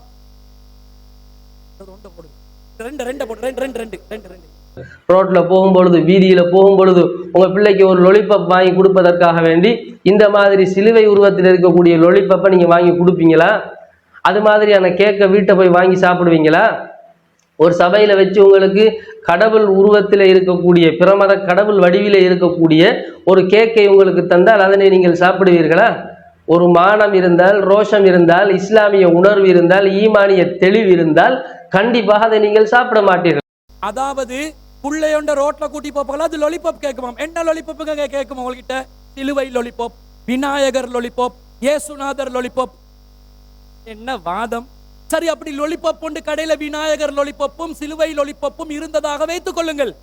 இவங்க என்ன நான் சொன்னேன் அடிப்படைவாதம் என்று எங்க கொண்டு போறாங்கடா, அவனோட கடவுள்களை லொலிபாப்பும் கேக்குமாக ஆக்கி விட்டார்கள். சரி, அப்படிதான் இருந்தா அது சிறுக்கின் வடிவம் இருக்கிறதா இல்லையா? சிறுக்கின் வடிவம் இருக்கிறது. அதை உடனடியாக அழித்து ஒழிக்க வேண்டும். அப்படியோ அழித்து ஒழிக்காவிட்டால் நாங்க சிறுக்குக்கு துணை புரிந்ததாக ஆகிவிடும். இது வெறி பிடித்த ஒரு நிலை, மனநிலை பாதிக்கப்பட்ட ஒரு நிலையாக இருக்கிறதா இல்லையா? 4வது கிளிப்பை போடுங்க. ஏன்னா அல்லாஹ்வுடைய தூதர் ஸல்லல்லாஹு அலைஹி வஸல்லம் என்ன சொல்றாங்க? முஸ்லிம்ல வரக்கூடிய ஹதீஸ் அர்சலனி பிஸலத்தில் அர்ஹாமி வகஸ்ரில் அவுசானி. என்னை அல்லாஹ் தஆலா எப்படி அனுப்பி இருக்கிறான் என்று சொன்னால், குடும்ப உறவுகளை சேர்ந்து நடக்கும்படியும், உருவங்களை, சிலைகளை, விக்கிரகங்களை, ஷிர்கான சிலைகளை உடைக்கும்படியும் அல்லாஹ் தஆலா என்னை அனுப்பி இருக்கிறான் என்று சொல்றாங்க. அப்ப ஷிர்கான சிலைகளை அழிக்க வேண்டும் என்பது ரசூல் ஸல்லல்லாஹு அலைஹி வஸல்லம் உடைய கோட்பாடாக இருக்கிறது. அதே மாதிரி அலி ரலியல்லாஹு அன்ஹு அவர்களை அனுப்பக்கூடிய செய்தி முஸ்லிம்ல இடம்பெறுகிறது. அதுவும் அதே மாதிரி அலி ரலியல்லாஹு அன்ஹு அவர்களை அனுப்பக்கூடிய செய்தி அதுவும் முஸ்லிம் தான் இடம்பெறுகிறது. அல்லா ததஅ திம்சாலன் இல்லா தமஸ்தா. எந்த ஒரு உருவச் சிலையையும் ஷிர்கான வடிவத்தையும் நீ அழிக்காமல் விட்டு விடாதே என்று சொல்லி ரசூல் ஸல்லல்லாஹு அலைஹி வஸல்லம் என்னை அனுப்பி வைத்தார்கள். இப்படியும் ஹதீஸ் இருக்கிறது. அப்ப ஷிர்கான உருவத்தில், ஷிர்கான வடிவத்தில், விநாயகர் வடிவத்தில், சிலுவை வடிவத்தில் அல்லது இயேசுநாதர் வடிவத்தில் ஒரு உருவத்தை, ஒரு உணவை தயாரித்து உங்களுக்கு தந்தால் இப்ப இதுக்கு சட்டம் என்ன? இதுவும் ஹலால் என்று சொல்ல போறீங்களா? இதுக்கு ஆகும் என்று ஃபத்வா கொடுக்க போறீங்களா? அல்லது இது மொத்தமாகவே இதை ஹராம் என்று ஒதுக்க போகிறீர்களா? அல்லது அந்த உருவத்தை நாங்கள் அழித்து விட்டு அந்த கேக்கை உடைத்து கசக்கி விட்டு அதற்கு பிறகு சாப்பிடுவோம் என்று ஏதாவது அறிவு கட்ட, ஏதாவது மானம் கெட்டு போன ஒரு பதில, ஏதாவது ரோஷம் கெட்டு போன, இஸ்லாத்துக்கு ரோஷம் மானம் எல்லாம் இருக்கிறது, அந்த ரோஷம் மானத்தை இழந்து ஒரு பதில் சொல்ல போறீங்களா? அதாவது அல்லாஹ்வின் தூதர் ஸல்லல்லாஹு அலைஹி வஸல்லம் அவர்கள் சிலைகளை உடைப்பதற்காக அனுப்பப்பட்டவர்கள். அத மாதிரி நாங்க போயிட்டு சிலையை உடைக்கணுமா? இல்ல லொலிபப்பை உடைக்கணும். சரி, உங்க வாதப்படி புள்ள லொலிபப்பை கேட்டு சென்று வைங்க. லொலிபப்பை எடுத்து என்ன பண்றோம்? வாயில எடுத்து நல்லா கடிச்சு தின்ன வேண்டியதுதானே? உடஞ்சி தானே போக போகுது, பஸ்பமாகத்தானே போக போகுது. இதுக்கு பயங்கர வாதமாங்க, மார்க்க ரீதியான தெளிவுகளாம். இதுதான் இஸ்திகாமத். இஸ்திகாமத்தை பார்த்தீங்களா? அஸ்ஸலாமு அலைக்கும் வரஹ்மத்துல்லாஹி வபரகாத்துஹு. அன்புக்குரிய இஸ்லாமிய சகோதரர்களே, விருப்பம் சம்பந்தமாக அடிக்கடி பேசி வராங்க. அந்த விடயத்தை பொறுத்த வரைக்கும் பொதுவாக நம்ம எப்படி தெளிவாக குறிப்பிடணும்னு கேட்டால், இந்த நாட்டில் நாங்கள் வாழுகிற பொழுது விரும்பிய விரும்பாமல் நிர்பந்தத்தில் வாழ்ந்து கொண்டிருக்கிறோம். அதில் யாரும் மறக்க மாட்டான். எப்படி வாழ்கிறோம்? பாடசாலைக்கு அனுப்ப முடியாத நிலைமைன்னு கேட்டால் மொத்தமாகவே இணையப்பு நடக்கிறது. அது ஹாஸ்பிட்டலுக்கு போகாமல் நிலைமை, ஒரு ஹோட்டலுக்கு போக முடியாத நிலைமை, இப்படி ஒட்டுமொத்தமாக நிர்பந்த நிலை இருக்கான்னு கேட்டால் இருக்க தான் செய்கிறது. அதில் யாரும் மறக்க முடியாது. அப்படி பேசுவதனால் அடிப்படை வாதம் ஆகிவிடுமான்னு கேட்டால், அப்போ அந்த வாதம் என்பது உங்களுக்கு திரும்பும் என்பதற்கு ஏற்கனவே பேசியிருக்கிறோம். அதே நேரத்தில் இவங்க அடிக்கடி என்ன பேசுகிறாங்கன்னா, இந்த ஃபேர் லவ்லி, அது மாதிரி சாக்லேட்டு, இது போன்ற காரியங்களை அடிக்கடி பேசுகிறாங்க. இது சம்மந்தம் விளங்க லேசாக விளங்கிடலாம். பொதுவாக பார்த்தீங்கன்னா யாரையுமே என்ன செய்யறதுன்னு கேட்டால், ஒரு ஒரு மாற்று மத சகோதரர்கள் எப்போவுமே இந்த தனக்கு அல்லாஹ்விடத்தில் பிரார்த்தனை செய்வான். அவங்களோட கடவுளத்தில், அவரோட கடவுளத்தில் பிரார்த்தனை செய்வான். எப்படி பிரார்த்தனை செய்வான்னு கேட்டால், தனக்கு என்ன செய்யணும்னு கேட்டால் லாபம் கூட கிடைக்கணும், அல்லது இன்றைய தொழில் கிடைக்கணும்ன்றா என்ன செய்வான்னு கேட்டால் ஆரம்பிக்கிற போல செய்வாங்க. யாரை மாற்று மத சகோதரர்கள் எங்கேயாவது சிக்னலாம் எடுத்து வச்சு, டூத் பிரஷை எடுத்து வச்சு எல்லாத்தையும் கொண்டு கடவுளுக்கு படைச்சி, கடவுளே இந்த சிக்னலுக்கு தானே உனக்காவணி படைக்கிறேன், எனவே அதுக்கு சக்தி கிடைக்க வேணும், அப்படி இங்கே நடக்குதா? அப்போ என்னது இல்லாத மக்கள்கிட்ட இல்லாத ஒன்றை ஏன் கேள்வியாக கேட்டுருக்கிறீங்க? அது நடக்கிறது இல்லை. இப்போ எங்கேயும் நடக்காதது. நீங்கள் எந்த மாற்றம் சோறு எடுத்துக்கனாலும் சிக்னலை வச்சுக்கொண்டோ அல்லது பிரஷை வச்சுக்கொண்டோ அதை கடவுளுக்கு முன்னால் வைத்துக்கொண்டு என்ன செய்கிறேன், நான் வந்து இது அருள் வளம் கிடைக்கிறேன், இது நீங்கள் அதை வைப்பதனால வந்து எங்களுக்கு என்ன செஞ்சிடும், அது வந்து அதுக்கு சக்தி வந்துடும். எனவே அந்த சிக்னலை பயன்படுத்துவதனால அந்த பல்லுக்கு தானே பல்லு வந்து சாதாரண பல்லாக மாறாது, தீட்டினா அப்படி சொல்கிறது இல்லை, அப்படி நடக்கிறது இல்லை. அப்போ எனவே என்ன செய்யலான்னு கேட்டால் திசையை மாற்றுறதுக்கு அதை பயன்படுத்திடுமா. அப்போ அந்த நிருப்பம் கெட்ட கரைகள் அது வராது. ஏன் வராதுன்னு கேட்டால் அது அப்படி அவங்க செய்கிறவும் இல்லை, அவங்க நடக்கிறதும் இல்லை, காரியமும் கிடையாது. இதை நீங்கள் தெளிவாக புரிந்து கொள்ள வேண்டும். நாம் கேட்குற கேள்வி என்ன தெரியுமா, கடவுளுக்கு முன்னால் வந்து என்ன செய்கிறோம், ஒரு உணவை வந்து வைக்கிறோம், உணவுகளை வைக்கிற பொழுதோ அது ஹராமா ஹலாலான்ற விஷயத்தில் வந்து நீங்கள் இந்த தெளிவான ஆதாரம் வச்சிங்களா? இதுக்கு முன்னால் பிஜே என்று சொல்லக்கூடிய சகோதரர் இந்த ஜமாத்தை பொறுத்தவரை நம்ம என்ன நிலைப்பாடு இருந்தோம், கடவுளுக்கு முன்னால் படைக்கிறது எல்லாம் ஹராமா நான் இருந்தோம் தானே இருந்தா. நான் கேட்குறேன் இதெல்லாம் வந்து எப்படி இருந்தோம், அப்போ வந்து அடிப்படை வாதம் பேசணுமா? அப்போ ஏற்கனவே நாங்கள் இருந்திருக்கிறோம்ப்பா, ஆனால் அடிப்படை வாதமான நிலைப்பாடு இருந்தவன் அப்படியே முடிவெடுப்பீங்க? இப்போ என்ன சொல்கிறீங்க, ஏற்கனவே கிட்டத்தட்ட பல வருஷங்களாக 1-2 வருஷம் இல்லை அந்த நிலைப்பாடெலாம் நம்ம இருந்தோம். எனவே வந்து ஒரு நிலைப்பாடு இருந்து நீங்கள் ஒரு விளக்கத்துக்கு வாரீங்க, ஒரு விளக்கத்துக்கு வருகிற போல ஆதாரத்தின் அடிப்படையில் விளக்கத்துக்கு வந்தால் நம்ம ஒத்துக்கொண்டு போயிடுவோம். நீங்கள் ஆதாரம் ஒன்றும் வைக்கலையே, ஒரு நிலைப்பாட்டுக்கு வாரீங்க, சும்மா மனோச்சின் அடிப்படையில் விளக்கம் எடுக்கிறீங்களா? நீங்களா விரும்பி விளக்கம் எடுக்கிறீங்களா? மாற்று மத ஆக்களுக்கு மத்தியில் வந்து என்னங்க சொல்கிறது, யாராவது கேள்வி கேட்டால் கேள்விக்கு பதில் இல்லைன்னு அதுக்காக நீங்கள் விளக்கம் எடுக்கிறீங்களா? முடிவெடுங்க. அது எப்படி ஆதாரத்தை அடிப்படை முடிவை எடுத்தால் நான் ஒத்துக்கூட தானே போகிறேன்னு சொல்கிறேன். நான் உங்களோட வாதங்களை பார்க்குறேன், பிஜியோட வாதங்களை பார்க்குறேன், இந்த சபையில் வாதங்களை பார்த்து ஒன்றும் வைக்கலையே. இந்த மார்க் அடிப்படையில் வகையின் அடிப்படை ஆதாரம் வச்சா ஒத்துக்கொண்டு போவோம். எனவே ஒரு வாதத்துக்கு உணவு சம்பந்தப்பட்ட விவகாரங்களில் உங்கள் நிலைப்பாடை நிறுவீங்க. உணவு சம்பந்தமாக, கடவுள் படைக்கிறது சம்பந்தமாக, அதில் வந்து பூஜிக்கப்படும் உணவு சம்பந்தமாக அதில் வாதங்கள் எடுத்து வச்சு நிரூபிச்சுட்டா அப்போ நான் அடுத்த கட்டத்தை கேள்விக்கு போகலாம். இப்படி கேள்வி வருது, இப்படி கேள்வி வருது, இப்படி கேள்வி வருது, அதுக்கு என்ன செய்யறது, அதெல்லாம் எப்போ வரும் தெரியுமா? ஒரு வாதத்தை நிறுவி இது மார்க் ஆதாரங்களை சொல்லி தெளிவுபடுத்தினது பிறகு நாங்கள் அந்த கேள்விக்கு வர மாட்டோமே. நாங்கள் சொல்லுவோம் சரி சரிங்க ஆதாரம் காட்டினது பிறகு நாங்கள் எனக்கு மறக்கிறது, வீம்புக்கு மறக்க முடியுமா? அந்த அதிகாரம் எங்கிட்ட இருக்கிறதா? இந்த ஏகத்துவ கொள்கையில் ஏன் பயணிக்கிறோம்? ஆதாரத்தின் அடிப்படையில் பயணிக்கிறோம். இன்னைக்கு தபிலி ஜமாத்து, மத்தமது ஜமாத்து, சலஃபி ஜமாத்து விட்டுப்படியா இதுக்கு வந்தோம்? குர்ஆன் சுன்னாவின் அடிப்படையில் பின்பற்ற வேணும், அதை சுவர்க்கத்துக்கு இட்டு செல்லும், அதுக்கு தானே வந்தோம். அப்போ நீங்கள் ஆதாரம் இல்லாத சொல்ல நாங்கள் பின்பற்ற சொல்கிறீங்களா? அது நடைமுறைப்படுத்த சொல்கிறீங்களா? அப்போ அதுக்கு தான் இவ்வளோ நாளும் கேட்டோம், நீ வைக்கல, ஒன்றும் வைக்கலையே, வைக்கனா இப்படி நம்ப சொல்கிறீங்களே. அப்போ எனவே அப்போ இந்த சிக்னல் கதை, இந்த லவ்லி கிரீம் கதை மற்ற விடுங்க, அதெல்லாம் ஏன் விட சொல்கிறேன் தெரியுமா? அதை பொறுத்த வரைக்கும் வந்து யாருமே செய்யல, கடவுளுக்கு முன்னால் வந்து அப்படி ஒரு வேலை செய்யறல என்ற அடிப்படை புரியணும். உண்டு. அடுத்தது சில அடிப்படையே புரியணும். இன்னொன்று வாதங்களை எடுத்து வைக்கிறேன் பாருங்க. மார்க்கத்தை எப்படி புரியணும், எப்படி புரியணும்டா ஒன்றிலிருந்து ஒன்றை புரியலாங்க. இது மார்க்கத்தில் ஒரு அடிப்படை. இந்த ஜமாத்தை பொறுத்த வரைக்கும் அவங்களும் அப்படிதான் புரிஞ்சுக்கிறான், பிஜே அப்படிதான் புரிஞ்சிருக்கிறார். விளங்குதா? அப்போ எனவே வந்து அதை மறக்க மாட்டாங்க. இப்போ உதாரணத்துக்கு கொண்டு சொல்கிறேன் பாருங்க.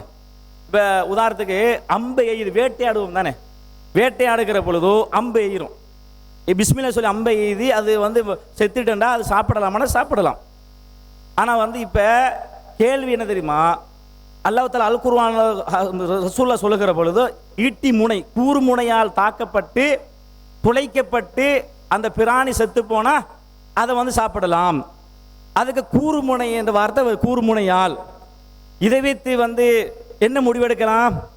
துளைக்கிற வகையில் எதெல்லாம் இருக்குமோ அதை கொண்டு என்ன செய்யலாம், எல்லாத்தையும் முடிவெடுக்கலாம். உதாரணத்துக்கு வந்து இந்த புல்லட்டை வச்சு கொண்டு ஷூட் பண்ணுறான், அது வந்து என்ன செய்யணும் கேட்டால் துப்பாக்கி வச்சு கொண்டு என்ன செய்யலாம், துப்பாக்கி வச்சு கொண்டு ஷூட் பண்ணுறான். அது என்ன அந்த எதுக்கு வேட்டையாடுகிற போல அந்த வேலையை செய்கிறான், மானையோ எதையோ வேட்டையாடுவீங்கண்ணே. அப்போ வேட்டையாடுகிற பொழுது அது சாப்பிடலாமா சாப்பிடக்கூடாண்டா அது சாப்பிடலாம். ஏன்? அது துளைச்சிட்டு போகிறது. ஒன்றுலேருந்து ஒன்று சட்டம் விளங்குறது தானே. அந்த காலத்தில் வந்து ஈட்டி முனை வந்தாலும் ஈட்டி முனையை பொறுத்த வரைக்கும் என்ன, இன்றைய காலத்தில் வந்து என்ன இருந்தால் துப்பாக்கி அந்த புல்லட் தான் இருக்கிறது. ஆனால் புல்லட் இருப்பதனால ஒரு கேள்வி கேட்கலுமா? இல்லை, அந்த காலத்தில் ஈட்டி தான் இருந்தாங்க, ஈட்டியை வச்சு ஈட்டியை மட்டும்தான் விளங்கணும், அப்போ துப்பாக்கியை வச்சு அது விளங்க முடியாதுன்னு சொல்ல முடியுமா? இல்லை, அதில் என்னென்ன அர்த்தம் வைக்கிறது, துளைக்கிறது எதெல்லாம் வருமோ அதெல்லாம் குறிக்கும். இதை சகோதரர் பிஜின்னு சொல்றாரு, ஹராம் ஹலால் என்ற புக்கில் அவர் அழகா எழுதிக்கிறாரு. அப்போ அது தெளிவானது ஏற்றுக்கொள்ள தானே வேணும். எப்படி ஒன்றிலிருந்து ஒன்று புரியலாம். அங்கே ஈட்டி முனையில் வந்தாலும் கூட துளைக்கிற எதை கொண்டு நீங்கள் பயன்படுத்தினாலும் அன்றைய காலத்தில் அது புல்லட் இது இல்லையே, அதை விளங்கலாம்ன்றா உங்க வாத பிரகாரம் இறைச்சின்றே வச்சுக்கொள்ளுங்க. இன்னொரு கடவுளுக்கு முன்னால் படைக்கிற அம்சம் வருகிற போது இறைச்சி என்பது உணவு சாப்பிடுவது, அதை வைத்து எதெல்லாம் உணவாக அது கடவுள் நான் படைக்கிறானோ அத்தனையும் விளங்க முடியாதா, புரிய முடியாதா? அப்ப நிறைய ஆதாரங்களை நேரடி ஆதாரம் செஞ்சிடும், காட்டிட்டோம். உகில்லை என்ற வார்த்தை சத்தமிடப்பட்டவை என்பது எல்லாத்தையும் குறிக்கும் ஆதாரத்தை வச்சிட்டோம், தெளிவா வச்சிட்டோம். அவங்க வைக்க முடியல. ஆனால் உங்களுக்கு விளங்க வைப்பதற்காக வேண்டி, புரிய வைப்பதற்காக வேண்டி செய்யணும்னு கேட்டா ஒன்றிலிருந்து ஒன்றை விளங்கி சட்டம் எடுக்க முடியும். அதை நீங்கள் எடுத்திருக்கிறீங்க, அதை மறுக்க மாட்டீங்க என்பதற்கு இந்த செய்தியை சொல்றோம் என்ற அடிப்படை புரிகிறோம்.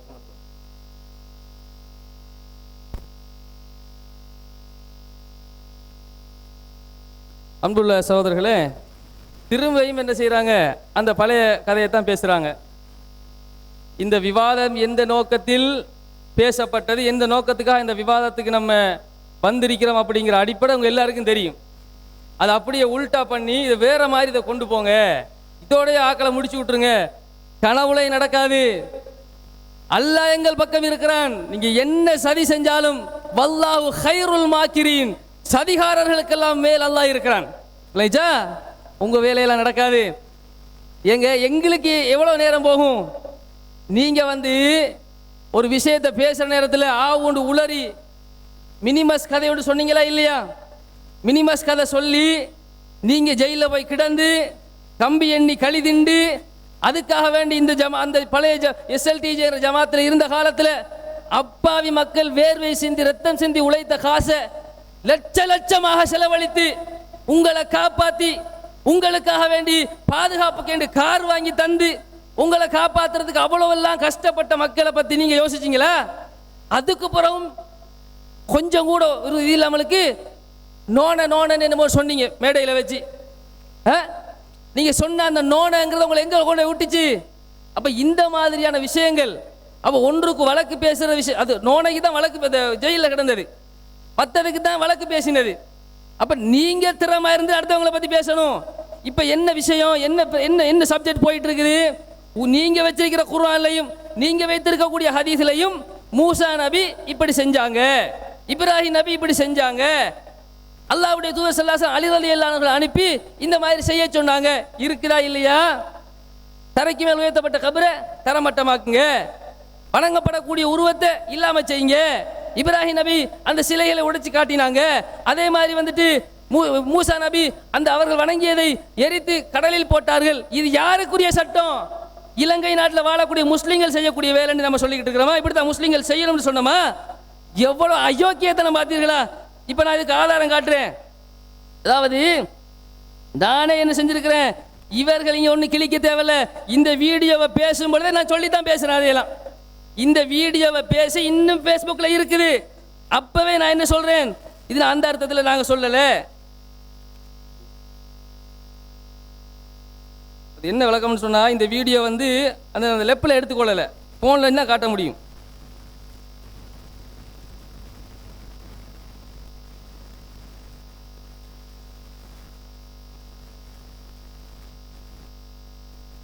ஹராமான பொம்மையாக மாறிவிடுகிறது, அழிக்கப்பட வேண்டிய ஒன்றாக மாறிவிடுகிறது. அதுக்காண்டி பிரபல கடவுள்களை அழிக்க வேண்டும் என்று நாங்கள் சொல்லவில்லை.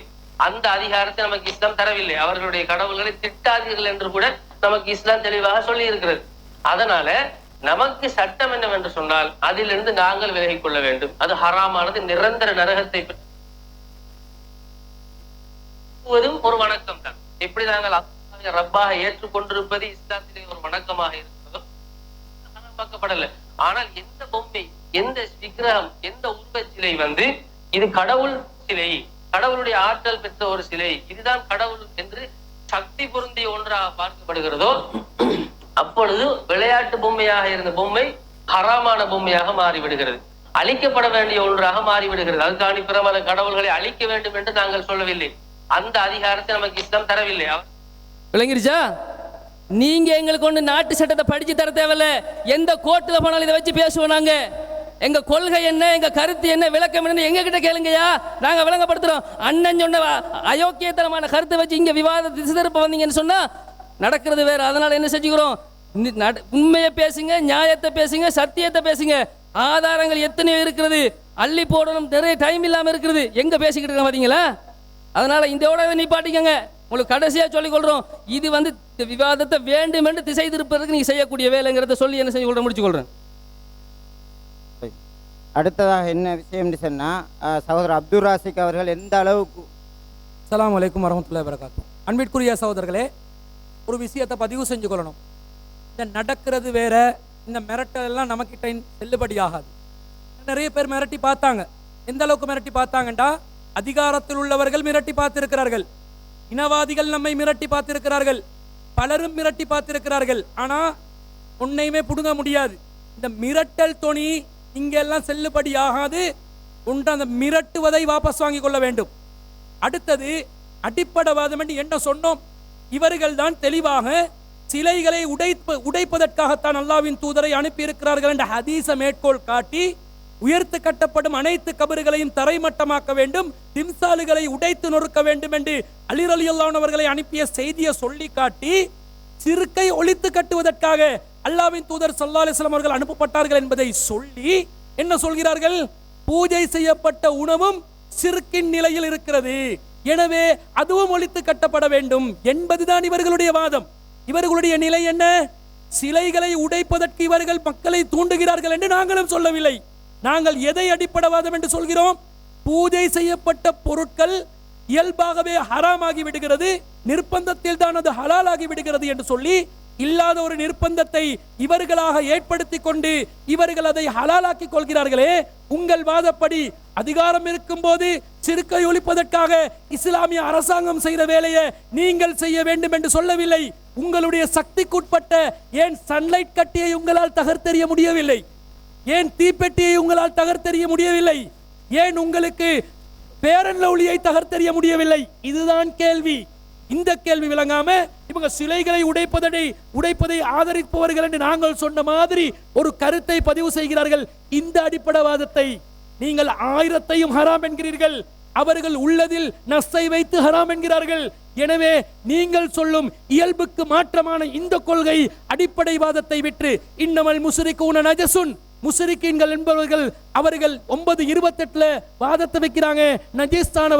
நஜீஸ்தானவர்கள் கொடுப்பதை நீங்கள் எப்படி ஏற்பீர்கள்? என்ன சொல்கிறார்கள்? தெளிவாக கிளிப்பிங்கை போட்டு காட்டினேன்.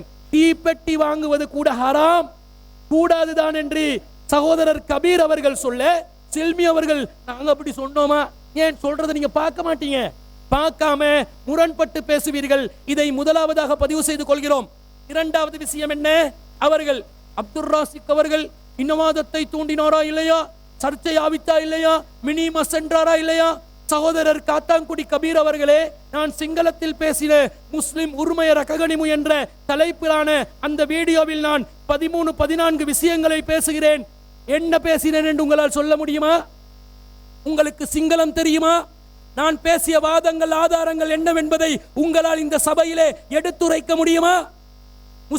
முஸ்லிம் அல்லாதவர்கள் இஸ்லாத்துக்கு எதிராக வைத்த அடிப்படையற்ற வாதங்களுக்கு சொல்லப்பட்ட பதில் அனைவரும் கூனி குறுகிய நேரத்தில் சமூக ரீதியாக பல அமைப்புகளோடு சேர்ந்து கைகோர்த்து கொண்டு அதற்காக பதில் சொல்வதற்காக பிரஸ் மீட்டிங் நடத்துவோம் என்று தீர்மானம் எடுத்தும் பலரும் கை நழுவி விட்டு பலரும் நம்மளை கை கழுவி விட்டு சென்ற நேரத்தில் நம் ஜமாத்தில் மாத்திரம்தான், அந்த நேரத்தில் SLTG-யாக கடமை புரிந்த நம் ஜமாத் மாத்திரம்தான் இதற்காக குரல் எழுப்ப வேண்டும் என்று வந்து அவர்கள் வைத்த அனைத்து விதமான அவதூறுகளுக்கும் பதில் சொல்லப்பட்டது.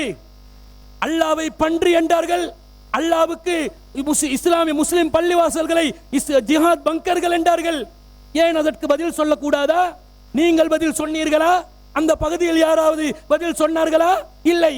அப்ப சிங்கள மொழியில் அந்த மக்களுக்கு புரியும் விதத்தில் இஸ்லாம் அப்படிப்பட்ட ஒரு மார்க்கம் அல்லவென்பதை சொன்னதுதான் அந்த பதிவு. இனவாதத்தை தூண்டுவதற்காக அல்ல. இனவாதிகள் அடிப்படையை புரியாமல் வழக்கு தாக்குதல் செய்வார்கள் என்றா அதை நீங்களும் ஆதரிக்கிறீர்களா? இதுதான் உங்களுடைய இறையச்சமா? என்ன என்று தெரியவில்லை பேசுகிறார்கள். அதுக்கு நான் சிறை சென்றேனாம். எங்க சிறை சென்றேன்? உங்களால் காட்ட முடியுமா? சிறை சென்றேன், இந்த சமூகத்துக்காக நான் சிறை சென்றேன் தான். எதற்காக சென்றேன்? அல்லாவுக்கு லப்பை இருக்கிறதா என்று ஒருவன் கேட்கிறான். அதற்கு பதில் சொல்வதற்கு ஒரு திராணியற்ற நிலையில் இந்த சமூகம் தலை குனிந்து கூனி குறுகி கொண்டிருக்கக்கூடிய நேரத்தில் இதை கேட்பதற்கு நீ யாரடா என்று கேட்பது இனவாதத்தை தூண்டுவதா? இந்த இஸ்லாம் சமூகத்தின் உள்ள இஸ்ஸத்தை காப்பாற்றுவதற்காக, இறைவன் மீதுள்ள பாசத்தை வெளிப்படுத்துவதற்காக பேசின பேத்தா. வல்லதீன ஆமனு அஸத்த ஹுப்பன் லில்லாஹ், அல்லாஹ்வை நம்புபவர்கள் கடுமையாக அல்லாஹ்வை நேசிப்பார்கள். இதற்காக பேசினது களி திண்டோமாம், தின்னுவோம். அல்லாஹ்வுக்காக களி அல்ல, அல்லாஹ் மண்ணை சாப்பிட சொன்னாலும் அதை சாப்பிடுவதற்கு தயாரான, அல்லாஹ்வை நேசிக்கக்கூடிய அடியார்களாக செய்வோம். செய்வதற்கு துப்பு இல்லை, பெரும்பான்மை மொழியில் பேசுவதற்கு தைரியம் இல்லை, விமர்சனங்களுக்கு பதில் சொல்வதற்கு திராணி இல்லை. பேசுபவர்களை இப்படித்தான் நீங்கள் சொல்வீர்களா? இதுதான் உங்களுடைய நிஃபாக்குத்தனமா?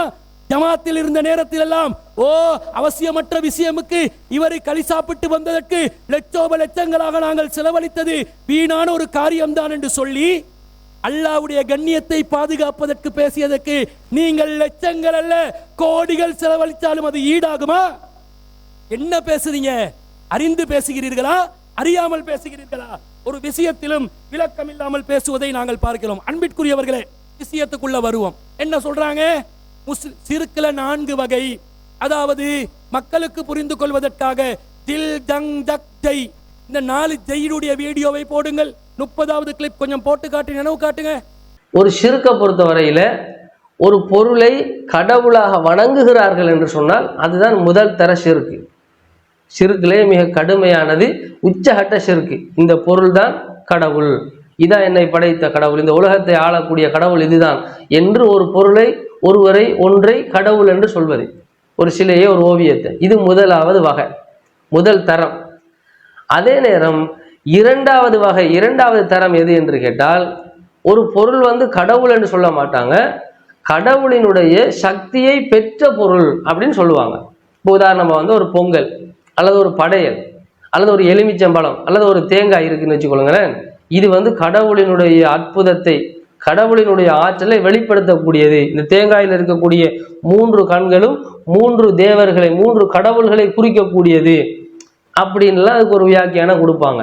எலுமிச்சம்பழத்துக்கு ஒரு வியாக்கியானம் கொடுப்பாங்க. இந்த பொங்கல், இந்த படையல் நேரடியாக கடவுளுடைய அன்பால் அன்பையும் அருளையும் சக்தியையும் வெளிப்படுத்தக்கூடியது. இதுல கடவுளினுடைய ஆற்றல் இந்த பொங்கலுக்குள்ள இருக்குது, இந்த படையல்ல இருக்குது, இந்த உணவுல இருக்குதுன்னு சொல்லி நம்புவாங்க. இந்த மாதிரி சொல்லக்கூடிய விஷயம் பிரசாதம்னு சொல்லுவாங்க. இது 2வது வகை ஷிர்க்கு. ஏன்னா அதை கடவுள்னு சொல்றது இல்லை, கடவுளாக அதை வணங்குறது கிடையாது, ஆனா கடவுளினுடைய சக்தியை வெளிப்படுத்தக்கூடிய பொருள் அப்படின்னு அதை சொல்லுவாங்க. இது 2வது படித்தரம். 3வது படித்தரம் எது ஷிர்க்குல அப்படின்னு பார்த்தீங்கன்னு சொன்னா, ஒருவர் தன்னிடத்தில் இருக்கக்கூடிய ஒரு பொருளை கடவுளிடத்துல போய் தமக்காக வேண்டி என்ன செய்வது, பூஜை செய்து எடுத்துக்கொள்வது. ஒரு பொருள் இருக்கிறது, ஒரு வாகனம்னு வச்சுக்கொள்ளுங்களேன். புதிதாக ஒருத்தர் என்ன செய்யறாரு, ஒரு வாகனத்தை வாங்குறாரு. அந்த வாகனத்தை என்ன செய்யறாரு, ஒரு கோயிலுக்கு கொண்டு போய் அந்த வாகனத்தை பூஜை பண்றாரு. அல்லது ஒரு ஐயரை வர வச்சு அல்லது ஒரு பூஜாரியை வரவழைச்சி அவர் மூலமாக அந்த வாகனத்துக்கு ஒரு பூஜையை போடுறாருன்னு சொன்னா, இந்த பொருளை பொறுத்தவரையில இது என்ன கிடையாது, இது கடவுளினுடைய நேரடியாக, இது கடவுளும் கிடையாது, கடவுளினுடைய ஆற்றல் பெற்றதும் கிடையாது. ஆனா தன்னுடைய சொந்த தேவைக்காக என்ன பண்றாருன்னு சொன்னா, இதை பூஜை செய்யப்பட்ட பொருளா பார்க்கிறாரு. இதை பொங்கல் மாதிரி, படையல் மாதிரி இது கண்ணில் வச்சு ஒத்துறதோ, தொட்டு கும்பிடுறதோ அல்லது மரியாதை நிமித்தம் உயரத்தில் வைக்கிறதோ கிடையாது. ரோட்லாம் கிடக்கும் வாகனம், வெயிலில் தான் கிடக்கும், மழையில தான் கிடக்கும், புழுதி அடிச்சு போய் கிடக்கும். அப்போ இது 3வது ஸ்டேஜ். இது ஷிர்க்கு தான். இந்த வாகனத்தை பொறுத்தவரையில் பூஜை செய்யப்பட்டதான், இது ஷிர்க்கு தான். ஆனால் இது எந்த ஸ்டேஜில் இருக்குது, 3வது ஸ்டேஜில் இது இருக்கிறது. இது 3வதாச்சா. 4வது ஸ்டேஜ் என்ன அப்படி என்று பார்த்தால், பிறருக்கு விற்பனை செய்வதற்காக வேண்டி, தன்னுடைய சொந்த லாபத்துக்காக வேண்டி, உழைப்புக்காக வேண்டி ஒரு பொருளை பூஜை செய்து என்ன செய்வது என்று சொன்னா விற்பனை செய்யறது. இந்த பொருளை பொறுத்தவரையில இதை காலையில ஐயரை கூட்டி அதுக்கு பூஜை போட்டு விற்பனை செஞ்சாலும் சரி, இவங்களே மந்திரங்களை ஜெபிச்சு விளக்கை ஏற்றி கற்பூர தீபத்தை ஆட்டி ஆரத்தி எடுத்து அந்த பொருள்களுக்கு பொட்டு வச்சு அதுக்கு பின்னால அந்த பொருளை விற்பனை செஞ்சாலும் சரி, இது எந்த ஸ்டேஜில் இருக்கிறது என்று கேட்டால், இது அந்த வாகனத்துக்கு கொடுக்கக்கூடிய மரியாதையை கூட இதுக்கு கொடுக்க மாட்டான். ஏன்னா இது தன்னுடைய தேவைக்கு பயன்படுத்தக்கூடிய தன்னுடைய பாவனை பொருள் அல்ல. இது காசுக்காக வேண்டி அடுத்தவனுக்கு கொடுக்கக்கூடிய பொருள். இவனோட நோக்கம் பொருள் அல்ல. வாகனம் தனக்கு தேவை, தன்னை ஏற்றிக்கிட்டு போகக்கூடியது தன்னுடைய வாகனம். ஆனா கடையில வச்சு விற்கக்கூடிய அரிசியோ சீனியோ பருப்போ அல்லது துணியோ துணிமணியோ எதை எடுத்துக்கிட்டாலும் இங்க வந்து அந்த அந்த அந்த பொருள் வந்து என்ன கிடையாது, இவனுடைய பாவனை பொருள் அல்ல, இவனுக்கு சொந்தமானதா இருக்கும். ஆனா இது அடுத்தவனுக்கு கொடுக்க வேண்டியது. அடுத்தவன் வீட்டுக்கு போய் அந்த சீனியை பாவிப்பான், அரிசியை பயன்படுத்துவான், துணியை பயன்படுத்துவானே தவிர இவனுடைய நோக்கம் காசு தான். அப்ப பூஜை பொருள்ல வந்துட்டு இந்த விற்பனை பொருளை பொறுத்தவரையில அதை எடுத்துக்கிட்டீங்கன்னு சொன்னா இது 4வது ஸ்டேஜ்ல இருக்குது. அப்போ ஷிர்க்லயே வந்துட்டு ஒரு பொருளை கடவுளா பார்க்கறது ஒன்று இருக்கிறது, கடவுளினுடைய சக்தியை வெளிப்படுத்தக்கூடிய பொருள் என்ன ஒன்று இருக்கிறது, தம்முடைய சொந்த பாவனைக்காக வேண்டி பூஜை செய்யப்பட்ட ஒரு பொருள் ஒன்று இருக்கிறது, அடுத்தவனுக்கு விற்று விடுவதற்காக வேண்டி அடுத்தவன் தலையில கட்டுறதுக்காக வேண்டி அதை வந்து பூஜித்து வைத்திருக்கக்கூடிய பொருள் ஒன்று இருக்கிறது. இப்படி 4 வகையான படித்தரங்கள்ல 4வது இடத்துலதான் எது வருது, இந்த பூஜை செய்யப்பட்ட பொருட்கள் வருகிறது. அதாவது சிறுக்குல 4 தரங்களை சொல்லி நான் பிரித்தேன். எப்படி பிரித்தேன் தெரியுமா? ஏன் நீங்கள் நுணுக்கமான சிறுக்கண்டு பிரித்தீர்களா இல்லையா? முதல்ல நீங்க பிரித்ததுக்கு வருவோம் வாங்க. முதலாவது தரம் கடவுள் என்று நம்பி அவர்கள் வணங்குகிறார்கள், அதுதான் முதல் தர சிறுக்கு. உங்களுடைய இந்த வாதப்படி மக்கத்து காபிர் முதல் தர சிறுக்குல வருவானா? அவன் சிலைகளை கடவுள் என்று நம்பிதான் வணங்கினானா? அவன் அல்லாதான் வானத்தை பூமியை படைத்தவன் என்று சொல்ல இவர்கள் எந்த சிறுக்கு விளக்கம் சொல்றாங்கன்னு பாருங்க. மார்க்கம் தெரியுமா? மார்க்கத்தை படிக்கிறவங்களா நீங்க, விளங்குறவங்களா நீங்க? இப்படியா வாதம் வைக்கிறது? 4 வகையாக சிறுக்க பிரிக்கிறது, தௌஹீதுக்கு எதிரானதை பிரிக்கிறது. அல்லாஹ்வும் அல்லாஹ்வுடைய ரசூலும் சொல்ல வேண்டும். சிறுக்கில் நுணுக்கம் இருக்கிறதா? ஆம் இருக்கிறது. நாங்கள் சிறுக்கின் நுணுக்கம் 5வது வகையை சேரும். தரம் பிரித்தோமா? தரம் பிரிக்கவில்லை. நஸ்ஸின் அடிப்படையில் ஒரு ஹதீஸை முன்னிறுத்தி இந்த ஹதீஸிலிருந்து சிறுக்கின் தரத்தை விளங்கலாம் என்று கூறுகிறோம். அதை விட்டுட்டு தரம் அல்ல சிறுக்கின் நுணுக்கத்தை புரியலாம் என்று கூறுகிறோம். அதை விட்டுட்டு அது 1க்கு போடுங்க, இதை 2க்கு போடுங்க, இதை 3க்கு போடுங்க, இது 4க்கு போடுங்க, 4 லெவலா பிரிக்கிறீங்களே. இந்த 4 லெவல பிரிக்கிற கிரேட் பண்ற அதிகாரத்தை யார் தந்தா? நுணுக்கம் சிறுக்குல நுணுக்கமாகவும் சிறுக் நிகழலாம் என்று ஒரு யூத பாதிரியாருடைய செய்தியை மேற்கோள் காட்டி நாங்கள் சொன்னதில் அந்த நஸ்ஸை வைத்து நாங்கள் புரிந்து கொள்வதற்கு வாய்ப்பு இருக்குதா இல்லையா? நீங்கள் சொல்வதை போன்று இட்டுக்கட்டி சொன்னோமா? பமன் அலலமு மிம்மன் இஃப்தரா அலல்லாஹில் கதிப, அல்லாஹ்வின் மீது பொய்யை இட்டு கட்டுபவனை விட மிகப்பெரிய அநியாயக்காரன் யார் என்று அல்லாஹ் கேட்கிறான். இவர்கள் அல்லாஹ்வின் மீது இட்டு கட்டக்கூடியவர்கள் என்று நாங்கள் தெளிவாக பதிவு செய்து கொள்கிறோம். அது மாத்திரமல்ல, அந்த முதலாவது கிளிப்பை போடுங்க. அதாவது இந்த திரையிலே காண்பிக்கப்படக்கூடிய கடவுள்களினுடைய சிலைகள் பிற மதங்களிலே மதிக்கப்படக்கூடிய வணங்கப்படக்கூடிய கடவுள் சிலைகளாக இருக்கலாம், அல்லது வந்து சிலுவை வடிவமாக இருக்கலாம். இவை எதுவுமே வந்து உண்மையிலே சிலைகள் கிடையாது. இவை ஒவ்வொன்றும் உணவுப் பொருள்கள்.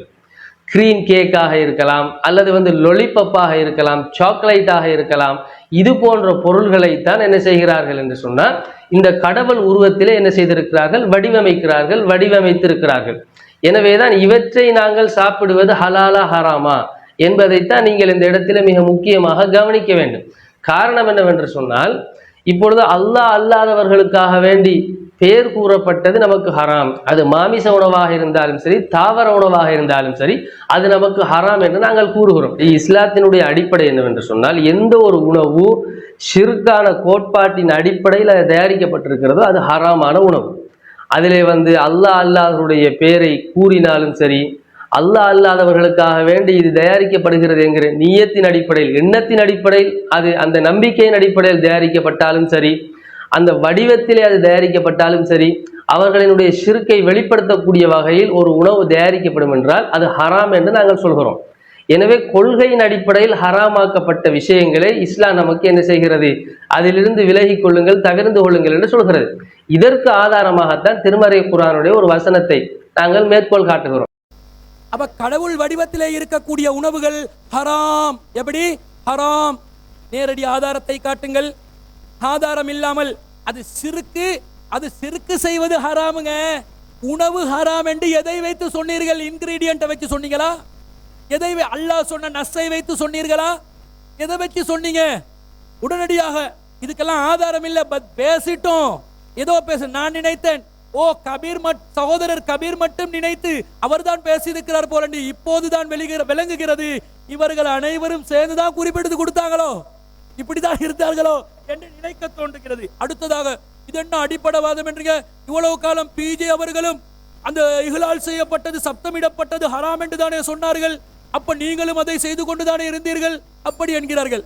நாங்கள் பிஜே அவர்கள் இதை ஹராம் என்று சொன்னார், இஹ்லால் என்ற வார்த்தை வருகிறது என்ற அந்த காரணத்தினால் ஹராம் என்று சொல்லும் போது வார்த்தைக்கு அர்த்தம் இருக்கிறது, அதை விளங்கி கொண்டு சொன்னோம் என்றால் அது மார்க்க ரீதியாக தவறாகி விடுமா?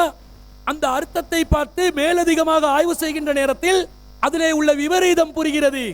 அவர் சப்தமிடப்பட்டவை ஹராம் என்று சொல்லி இங்க நீங்க சொல்ற மாதிரி அடிப்படைவாதத்தை சொல்லவில்லை. ஏனென்றால் நாங்க அந்த காலத்துல அறிஞர் பிஜி அவர்கள் சொன்ன கருத்திலும் கூட பூஜிக்கப்பட்டவைகள் உங்களுடைய வாதப்படி அது ஹராம் என்று, பிஜே படையல் செய்யப்பட்டவைகளை ஹராம் என்று சொல்லி இருந்தாலும் சன்லைட் ஹராம் என்று அப்போது சொன்னோமா? தீப்பெட்டி ஹராம் என்று அப்போது சொன்னோமா? பேரன் லவ்லி ஹராம் என்று அப்போது சொன்னோமா? செங்கல் ஹராம் என்று அப்போது சொன்னோமா? நீங்க இப்ப என்ன சொல்றீங்க? அவன் வந்து கடையில பூஜை செஞ்சு ஆரம்பிப்பானாம், ஹரே ராமா ஹரே கிருஷ்ணா சொல்லிவிட்டால் போதும், ஓம் கிரீம் கிரீம் சொன்ன உடனே அனைத்து பொருட்களும் ஹராமாகி விடுகிறது. ஹராமா சகோதரர் கபீர் அவர்கள் என்று கேட்கும் போது ஆம் ஹராம். என்ன பண்ண இப்ப? செங்கல் வேணுமே வீடு கட்ட, மண்ணு வேணுமே வீடு கட்ட, சிமெண்ட் வேணுமே வீடு கட்டன்னு கேட்ட உடனே அது அப்படியா என்ன பண்றது? நிர்பந்தம். என்ன அழகு, என்ன வாதம், எங்க இப்ப அடிப்படை வாதம்? நாங்கள் உஹில்ல என்றதுக்கு சப்தமிடப்பட்ட கருத்தை வைத்து முடிவு செய்த நேரத்தில் கூட செங்கல்லை ஹராமாக்கவில்லை, சன்லைட்டை ஹராமாக்கவில்லை, ரின்சோவை ஹராமாக்கவில்லை, இவர்களுடைய பட்பசைகளை நாங்கள் ஹராமாக்கவில்லை. இது காவிரும் ஹராம், முஸ்லிம்டையும் ஹராம், எல்லாத்திலையும் ஹராம். அறாத்திலே வாழக்கூடிய, இன்னும் சொல்ல போனால் அல்லாவின் தூதருடைய காலத்திலும் படையல் செய்திருக்கிறார்களா இல்லையா? அரிசியில படையல் செய்திருக்கிற பயிர்கள்ல படையல் செய்திருக்கிறார்களா இல்லையா? அந்த படையல் செய்த உணவுகளை அல்லாவின் தூதரும் தனக்கு நிர்பந்தத்தில் ஹலாலாக்கியதை போன்ற ஒரு தோற்றத்தை காட்டுகிறீர்களே, நீங்கள் அல்லாவின் தூதருக்கும் மார்க்கம் சொல்லிக் கொடுப்பதற்கு வந்து விட்டீர்களா? நீங்கள் அல்லாவுக்கும் மார்க்கம் சொல்லிக் கொடுப்பதற்கு வந்து விட்டீர்களா? அஸ்ஸலாமு அலைக்கும் வரஹ்மத்துல்லாஹி வபரகாத்துஹு. அன்புக்குரிய இஸ்லாமிய சகோதரர்களே, பூஜிக்கப்பட்ட உணவு தொடர்பாக நாம் பல்வேறுபட்ட ஆதாரங்களை ஆரம்பத்தில் அடுக்கி வைத்த அந்த தருணத்தில் சகோதரர் அப்துராசிக் அவர்கள் ஆதாரங்களை காணுகிற போது ஆங்காங்கே அங்கலாய்ந்து ஏதாவது குறைகள் இருக்கின்றதா என்று தேடி ஏதோ ஒரு குறையை பெனாரிலே கண்டுபிடிச்சிட்டார். அப்போ அந்த சந்தர்ப்பத்தில் இல்லை நான் குத்து வைக்கல, பெரிய ஒரு ஆய்வு கண்டுபிடிப்பு, சரி பெரிய ஒரு கலையின் அடிப்படையில் கண்டுபிடிச்சிட்டார். சரி, அந்த கலையை கண்டுபிடிச்சா அதை நாங்கள் ஏற்றுக்கொண்டு அதை திருத்துற வேலை யார்? இப்போ செல்றாள், இவர்கள் ஒப்பந்தத்தை மீறி விட்டார்கள், இவர்கள் அத்துமீறி போகிறார்கள். அத்துமீறின நாங்களா நீங்களா? இந்த வேலையை, இந்த லானாக்கு பிழை, குத்து வைக்கல அது பிழை, அந்த வேலையை நாங்கள் ஏற்றுக்கொண்டு நாங்கள் செய்கிறதுக்கு மாக்கர் வாங்கிட்டு வந்துட்டோம். சரி பாருங்க, வாங்கிட்டு வந்தோம் திருத்தி கொள்றதுக்கா? நாங்கள் திருத்த வேண்டிய வேலையை நீங்கள் எப்படி திருத்துவீங்க? அப்போ இது ஒப்பந்த அந்த என்ன போட்டுறீங்க? நீங்கள் உங்களோட நேர கணிப்பாளரை வச்சு திருத்துனீங்களா? நேர கணிப்பாளருக்கு என்ன வேலை? நேரத்தை கணிக்கிற வேலையா, எங்களோட ஒப்பந்தத்தை திருத்துற வேலையா? எங்களோட நிலைப்பாடை திருத்துற வேலைக்கு அதிகாரத்தை யார் தந்தா? அப்போ யார் ஒப்பந்தத்தை மீறி போறா? அடுத்தது ஒப்பந்தத்தை மீறி விட்டார்கள் சொல்லிட்டு தக்லீதை தூக்குனாரு. தக்லீதில் அந்த ஒப்பந்தத்திலே படாத பாடுபட்டு அந்த தக்லீதின் வார்த்தையை போற்றாதங்க, தவறானவர்கள் சொல்லி போடுங்கன்னு சொல்லி அப்துராசி கெஞ்சினு நான் பார்த்தோம். அப்போ அதை கொண்டு வந்து தக்லீத்வாதிகள் யார்? தக்லீத்வாதிகள் ஒரு கருத்தை முன்வைக்கிற ஒரு விஷயத்தில் பாருங்க, பிஜே இவர்கள் கோமாவில் இருந்தார்கள். என்ன விடயத்தில்? பிஜே 72 கூட்டத்தில் வரலாறுகளை உட்டடிக்கலாம் என்கிற அடிப்படையில் இமாம்கள் ஒரு கருத்தை சொன்னால் அந்த கருத்தை ஏற்றுக்கொள்ளலாம், சனது தேவையில்லை, அதை ஏற்றுக்கொண்டுட்டு போகலாம். பல வருடங்கள் பேசிய அந்த விடயத்தை அன்றிலிருந்து நீங்கள் எதிர்க்காமல் இப்படி நீங்கள் எப்படி கூறுவீர்கள்? வாதம் கோமாவில் இருந்தான்னு கேட்கா எப்படி வாதம்? அப்போ உங்களை போல மூளை அடகு வச்சுட்டு இருக்க சொல்றீங்களா? இதே வாதத்தை தான் பூஜிக்கப்பட்ட உணவு ஹராம் என்கிற விடயத்தில் சகோதரர் பிஜே பல வருடங்கள் பேசியதன் பிற்பாடு அது இப்போது சமகாலத்திலே அது ஹராம் என்று பேசுகிற சந்தர்ப்பத்தில் அது வரைக்கும் வாய் திறக்காமல் பிஜே சொன்ன பிறகு மாற்றுகின்ற அடிப்படையில் இருக்கின்றார்கள் என்றால் அப்ப நீங்க கோமாவுலன்னு சொல்லப்படா மூளை அடகு வைத்தவர்கள் என்பது உறுதியாகுதா இல்லையா? இப்ப நாங்களாவது நிலைப்பாட்டை மாற்றி தௌஹீத் என்கிற அடிப்படையில் யதார்த்தத்தை புரிந்து உண்மையை புரிந்து அப்படியெல்லாம் சனதலாம் ஏதோ ஒரு ஆதாரத்தை நிறுவுவதற்கு ஒரு சட்டத்தை ஏற்படுத்துவதற்கு ஹராமா ஹலாலா என்று பார்ப்பதற்கு அந்த விடயத்திலே அறிவிப்பாளர்கள் தேவை. எனவே அந்த அறிவிப்பாளர் விடயத்தில் உட்டடித்திருக்கின்றார் என்று வாதத்தை சொல்லுகிற போது நீங்கள் அப்படி மாற்றிக்கொள்ளக்கூடாது, அப்படி மாற்றக்கூடாது, எங்களை போன்று நீங்கள் இருக்க வேண்டும் என்று நீங்கள் எங்களை நிர்பந்திப்பதற்கு நீங்கள் யார்? இந்த விடயம் எங்களுக்கு அழகாக தெளிவாக பார்க்கின்றோம். அதே போன்று இன்னும் ஒரு விடயத்தை சுட்டிக்காட்ட வேண்டும். நாம் சொல்லுகின்றோம், நீங்கள் ஆதாரத்தை நீங்கள் வகையிலிருந்து சொல்லுங்கள். நாங்கள் எப்படி இந்த உஹில்ல என்பதற்கு நாங்கள் எப்படி அல் குர்ஆனிய வசனங்களை அடுக்கி அடுக்கி ஆதாரங்களை உங்களுக்கு சமர்ப்பித்தோமோ அந்த அடிப்படையில் நீங்கள் எங்களுக்கு சமர்ப்பிங்கள் என்று சொன்னால், இல்லை இல்லை, நாங்கள் சமர்ப்பிப்போம் இமாம்களை கொண்டுதான் நிறுவுவோம் என்று வரக்கூடிய விடயத்தை பார்க்கின்றோம். அவர்களுக்கு அறிவுரையாக கூறிக்கொள்கின்றேன். அல்லாஹு தஆலா திருமறையிலே குறிப்பிடுகிறான், ஃபைன் தனாஸதும் ஃபி ஷைஇன் ஃபருத்தூஹு இலல்லாஹி வர் ரசூல். நீங்கள் மார்க்கத்திலே ஏதாவது ஒரு விஷயத்தில் கருத்து முரண்பட்டால் நீங்கள் அல்லாஹ்வின் பக்கமும் தூதரின் பக்கமும் திரும்பி செல்லுங்கள். ஆதாரம் அல்லாட்ட போங்க, அல்லாஹ்வின் தூதருடைய வழியில் இருந்தெடுங்க.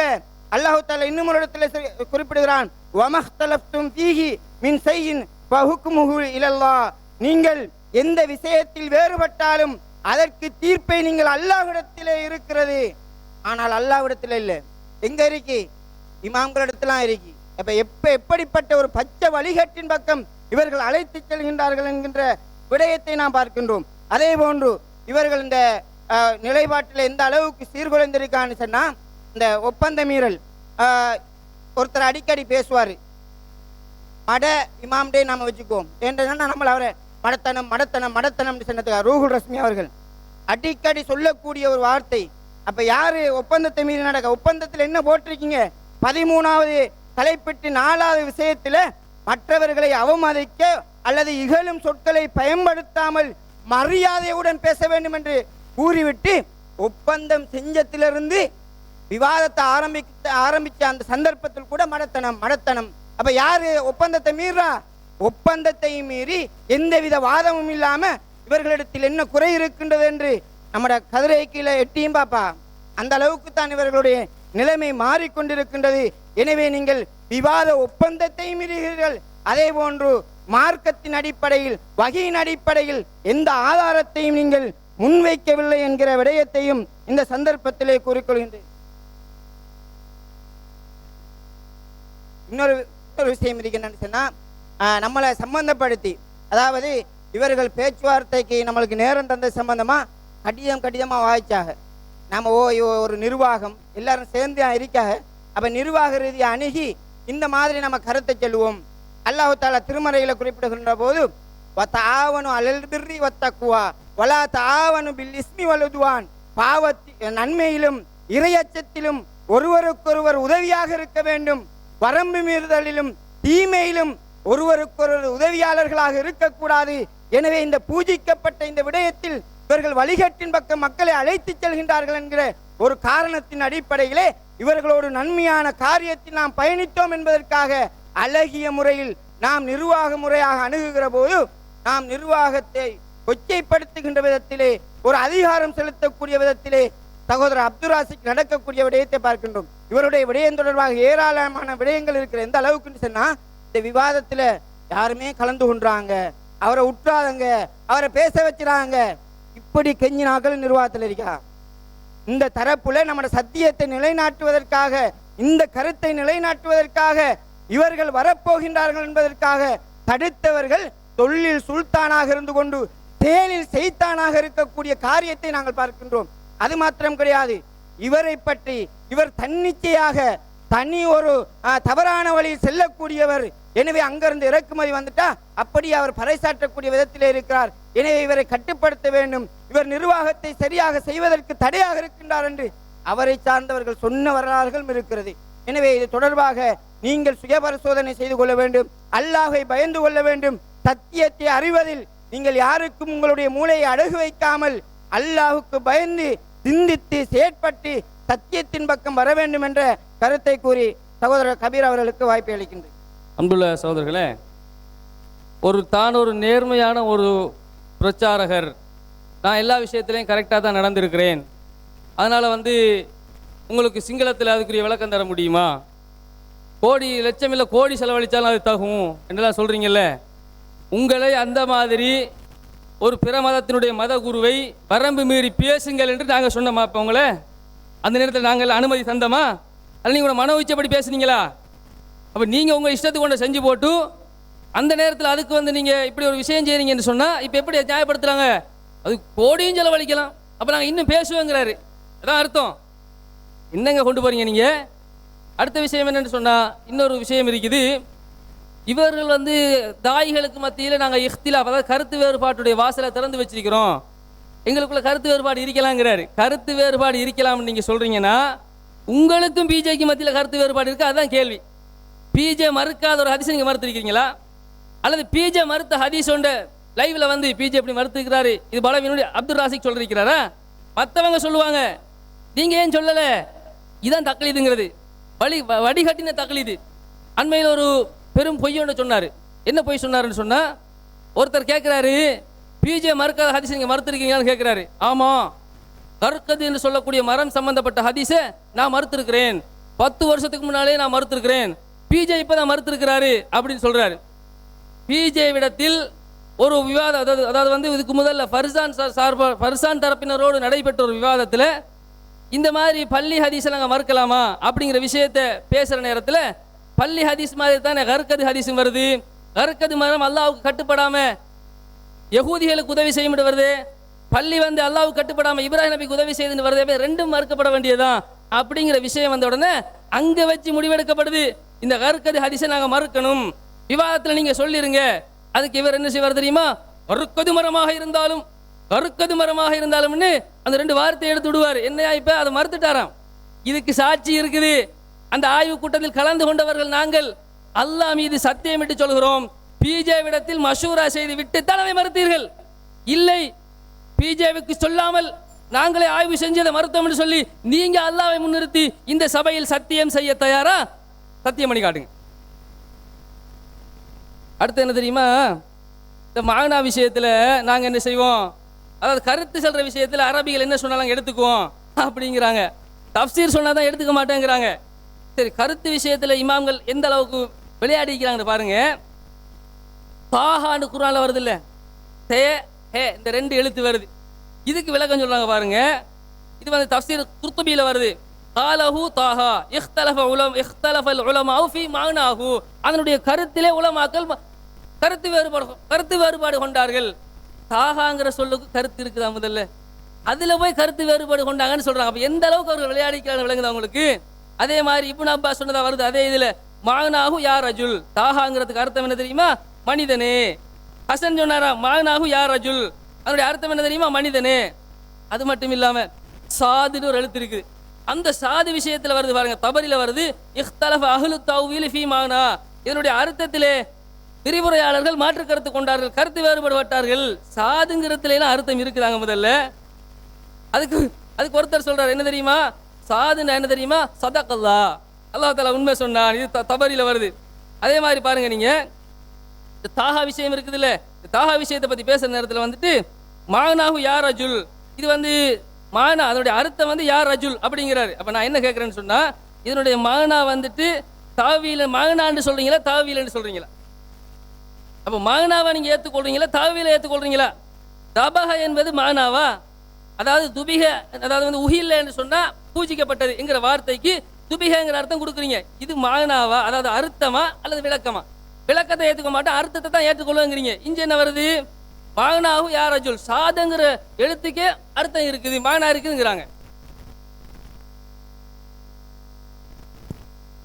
அடுத்த மணியோசைக்கு பின்னால் தொகுப்புரை வழங்கப்படும். முதலாவது தொகுப்புரை டிடிஜே சார்பாக 20 நிமிடம் வழங்கப்படும். அதைத் தொடர்ந்து 3 நிமிட இடைவேளைக்கு பின்னால் கபீர் தரப்பு தொகுப்புரை வழங்குவார்கள். இன்ஷா அல்லாஹ் அந்த மணியடிப்பை தொடர்ந்து ஆரம்பமாகும். அஸ்ஸலாமு அலைக்கும் வரஹ்மத்துல்லாஹி வபரகாத்துஹு. அன்பிற்குரிய சகோதரர்களே, அல்லாஹ் அல்லாதவர்களுக்காக பூஜை செய்யப்பட்டவைகள் ஹலாலா ஹராமா என்பதுதான் இன்றைய விவாத தலைப்பாக இருக்கிறது. அந்த விவாத தலைப்பிலே சிலோன் தௌஹீத் ஜமாத் சார்பாக நாம் என்ன நிலைப்பாட்டை எடுத்திருக்கிறோம் என்று சொன்னால், அல் குர்ஆன்ல வரக்கூடிய 5:3, 2:173, 6:145, 16:115 ஆகிய வசனங்களில் வரக்கூடிய வமா உஹில்ல லிகைரில்லாஹி பிஹி என்ற வரக்கூடிய வசனம் அல்லாஹ் அல்லாதவர்களுக்காக அறுத்து பலியிடுதலை தான் குறிக்கிறது. அதிலே பயன்படுத்தப்பட்ட வமா உஹில்ல என்பது அறுத்தலை தான் குறிக்கிறதே தவிர அது பொதுவாக சப்தமிடப்பட்டவை என்பதை குறிக்கவில்லை. என்ன காரணம்? சப்தமிடப்பட்டவை என்பது அந்த வார்த்தைக்குரிய அகராதி அர்த்தத்தில் இருந்தாலும், அந்த வார்த்தை அசலான அர்த்தமாக இருந்தாலும், அந்த வார்த்தையின் அசலான அர்த்தத்தை வைத்து நாங்கள் சப்தமிடுதல் என்று மொழிபெயர்த்து வசனத்தை புரிய சென்றோம் என்று சொன்னால் ஒரு விபரீதமான கருத்து ஏற்படுகிறது. என்ன விபரீதமான கருத்து? அல்லாஹ் அல்லாதவர்களுக்காக சப்தமிடப்படக்கூடியவைகள் ஹராம் என்று சொன்னால், அல்லாஹ் அல்லாதவர்களுக்காக சப்தமிடாமல் செய்யக்கூடியவைகள் ஹலால் என்ற ஒரு விபரீதமான கருத்து வந்துவிடும். ஒருவர் மனதால் நினைத்து அல்லாஹ் அல்லாதவர்களுக்காக வேண்டி அந்த ஒரு பிராணியையோ அல்லது ஒரு பொருளையோ படையல் செய்து விட்டால் அது ஹலால் என்ற ஒரு நிலைக்கு வருவது இந்த வசனத்தின் அசலான அர்த்தத்தை மாற்றிவிட்டது. அப்படி என்று சொன்னால் இந்த வசனத்துக்கு, இந்த வார்த்தைக்கு என்ன அர்த்தம் கொடுக்கலாம்? எதிர்த்தரப்பினர் சொல்வதை போன்று படையல் செய்யப்பட்டது, பூஜை செய்யப்பட்டது என்று அர்த்தம் சொன்னால் என்ன கருத்து வருகிறது? அல்லாஹ் அல்லாதவர்களுக்காக பூஜை செய்யப்பட்டவைகள் ஹராம் என்று வருகிறது. பிராணியாக இருந்தாலும் சரி, தாவரமாக இருந்தாலும் சரி, அனைத்தும் ஹராம் என்று வருகின்ற நேரத்தில் அல்லாஹ் அல்லாதவர்களுக்காக பூஜை செய்யப்படுபவைகள் ஹராம். அந்த ஹராமானதை நாங்கள் பயன்படுத்த முடியாத நிலை வருகிறது. அதுதான் இந்த உலகத்திலே பெரும்பான்மையாக இருக்கக்கூடியவை. எல்லா இடங்களிலும் அல்லாஹ் அல்லாதவர்களுக்காக பூஜை செய்யப்பட்டவைகள் தான் இருக்கிறது. சூரியனுக்கு பூஜை செய்கிறார்கள், சந்திரனுக்கு பூஜை செய்கிறார்கள், தண்ணீருக்கு பூஜை செய்கிறார்கள், பாதைகளுக்கு பூஜை செய்கிறார்கள், மாட்டிலே பூஜை செய்கிறார்கள், மீனிலே பூஜை செய்கிறார்கள், எல்லா உணவு பண்டங்களிலும் பூஜை செய்கிறார்கள் என்று வருகின்ற நேரத்தில் முஸ்லிம் அல்லாதவர்கள் அவர்கள் பூஜை என்றதுல எதையெல்லாம் பயன்படுத்துகிறார்களோ அதை நமக்கு பயன்படுத்த முடியாத ஒரு நிலை ஏற்படுகிறது எதிர்த்தரப்பினுடைய வாதத்தின்படி. அப்ப எதிர்த்தரப்பினர் படைக்கப்படுதல் என்ற அர்த்தத்திலே அல்லாஹ் அல்லாதவர்களுக்கு பூஜை செய்யப்பட்டவைகள் தான் ஹராம் என்று சொல்லக்கூடிய கருத்து நடைமுறை சாத்தியமில்லாத, அல்லாஹ் ஹலாலாக்கியதை ஹராமாக்குகின்ற, அல்லாஹ்வின் அதிகாரத்தை நம்முடைய கையில் எடுக்கின்ற ஒரு மிகப்பெரிய பாவமான காரியமாக மாறிவிடுகிறது என்பதனால் படையல் என்ற கருத்தையும் கொடுக்க முடியாது. அப்ப இயற்கையாகவே எதிர்த்தரப்பினரும் நாமும் ஒரு மூன்றாவது கருத்துக்கு வர வேண்டும். அதுதான் அறுத்து பலியிடுதல். அறுத்து பலியிடுதல் என்று வந்தால் அது அல்லாஹ் அல்லாதவர்களுக்காக பிராணிகள் மீது அல்லாஹ் அல்லாதவர்களின் பெயரை சொல்லி அறுத்து பலியிடுதலை தான் குறிக்கிறது. எனவே இது பிராணிகளை தான் குறிக்கும், மாமிசங்களை தான் குறிக்குமே தவிர மாமிசம் அல்லாத, பிராணி அல்லாத எந்த உணவையும் குறிக்காது என்பதிலிருந்து வமா உஹில்ல என்பது அல்லாஹ் அல்லாதவர்களுடைய பேரில் சப்தமிடப்படுபவைகள் அல்ல, அல்லாஹ் அல்லாதவர்களுக்கு பூஜை செய்யப்படுபவைகள் அல்ல, அல்லாஹ் அல்லாதவர்களுக்காக அறுத்தல் என்ற அந்த காரியத்தில் ஈடுபட்டதாகத்தான் வருகிறது என்ற கருத்துக்கு இயற்கையாகவே வந்து விடுகிறது. ஆனால் என்ன நாங்கள் ஆதாரம் காட்டினோம்? அந்த காலத்தில் உள்ள மொழி வல்லுநர்கள் இதை எந்த அர்த்தத்தில் பயன்படுத்தினார்கள்?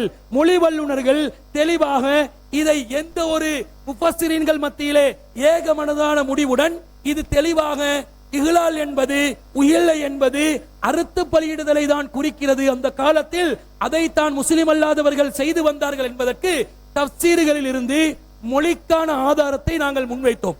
மொழிக்கான ஆதாரங்களாக நாங்கள் முன்வைத்த நேரத்தில் அறிஞர்கள் இதை நாம சொல்லாமல் தஃசீருல் வசீத்திலே வரக்கூடிய அல் வாஹிதியின் கூற்றை ஆதாரமாக காட்டி இதுதான் அஜ்மாஉல் முஃபஸ்ஸிரீன்களுடைய கருத்தாக இருக்கிறது என்று ஒரு வாதத்தை வைத்தோம். அதுதான் மக்கள் அறுத்தல் என்று வருகின்ற நேரத்தில் உணவு சம்பந்தப்பட்ட விஷயத்தில் இஹ்லால் என்பது, உஹில்ல என்பது அறுத்து பலியிடுதலை தான் குறிக்கும் என்ற கருத்து மக்கத்து காபிர்கள் மத்தியிலே இருந்தது, அரபி பேசக்கூடிய மக்கள் மத்தியிலே இருந்தது. அதுதான் பெரும்பான்மை கருத்தாக இருந்தது. எனவே இந்த கருத்தில் முஃபஸ்ஸிரீன்கள் மத்தியிலே எந்த கருத்து வேறுபாடும் இல்லாத அளவுக்கு இஜ்மாவான இந்த கருத்தில், இந்த கருத்து இந்த சொல்லுக்கு உள்ள அர்த்தத்தில் இஜ்மாவான முடிவாக இருக்கிறது என்று சொன்னோம். எதிர்த்தரப்பு என்ன வாதம் வைத்தார்கள்? அது எப்படி இஜ்மாவான முடிவாக இருக்கிறது? தஃசீரு தபரியிலே இதற்கு மாற்றமான கருத்து இருக்கிறதா இல்லையா என்று 3 சான்றுகளை அவர்கள் மூணாவது சான்றுல வாதம் வைக்கவில்லை, 2 சான்றுகளை எடுத்து காட்டினார்கள். என்ன காட்டினாங்க?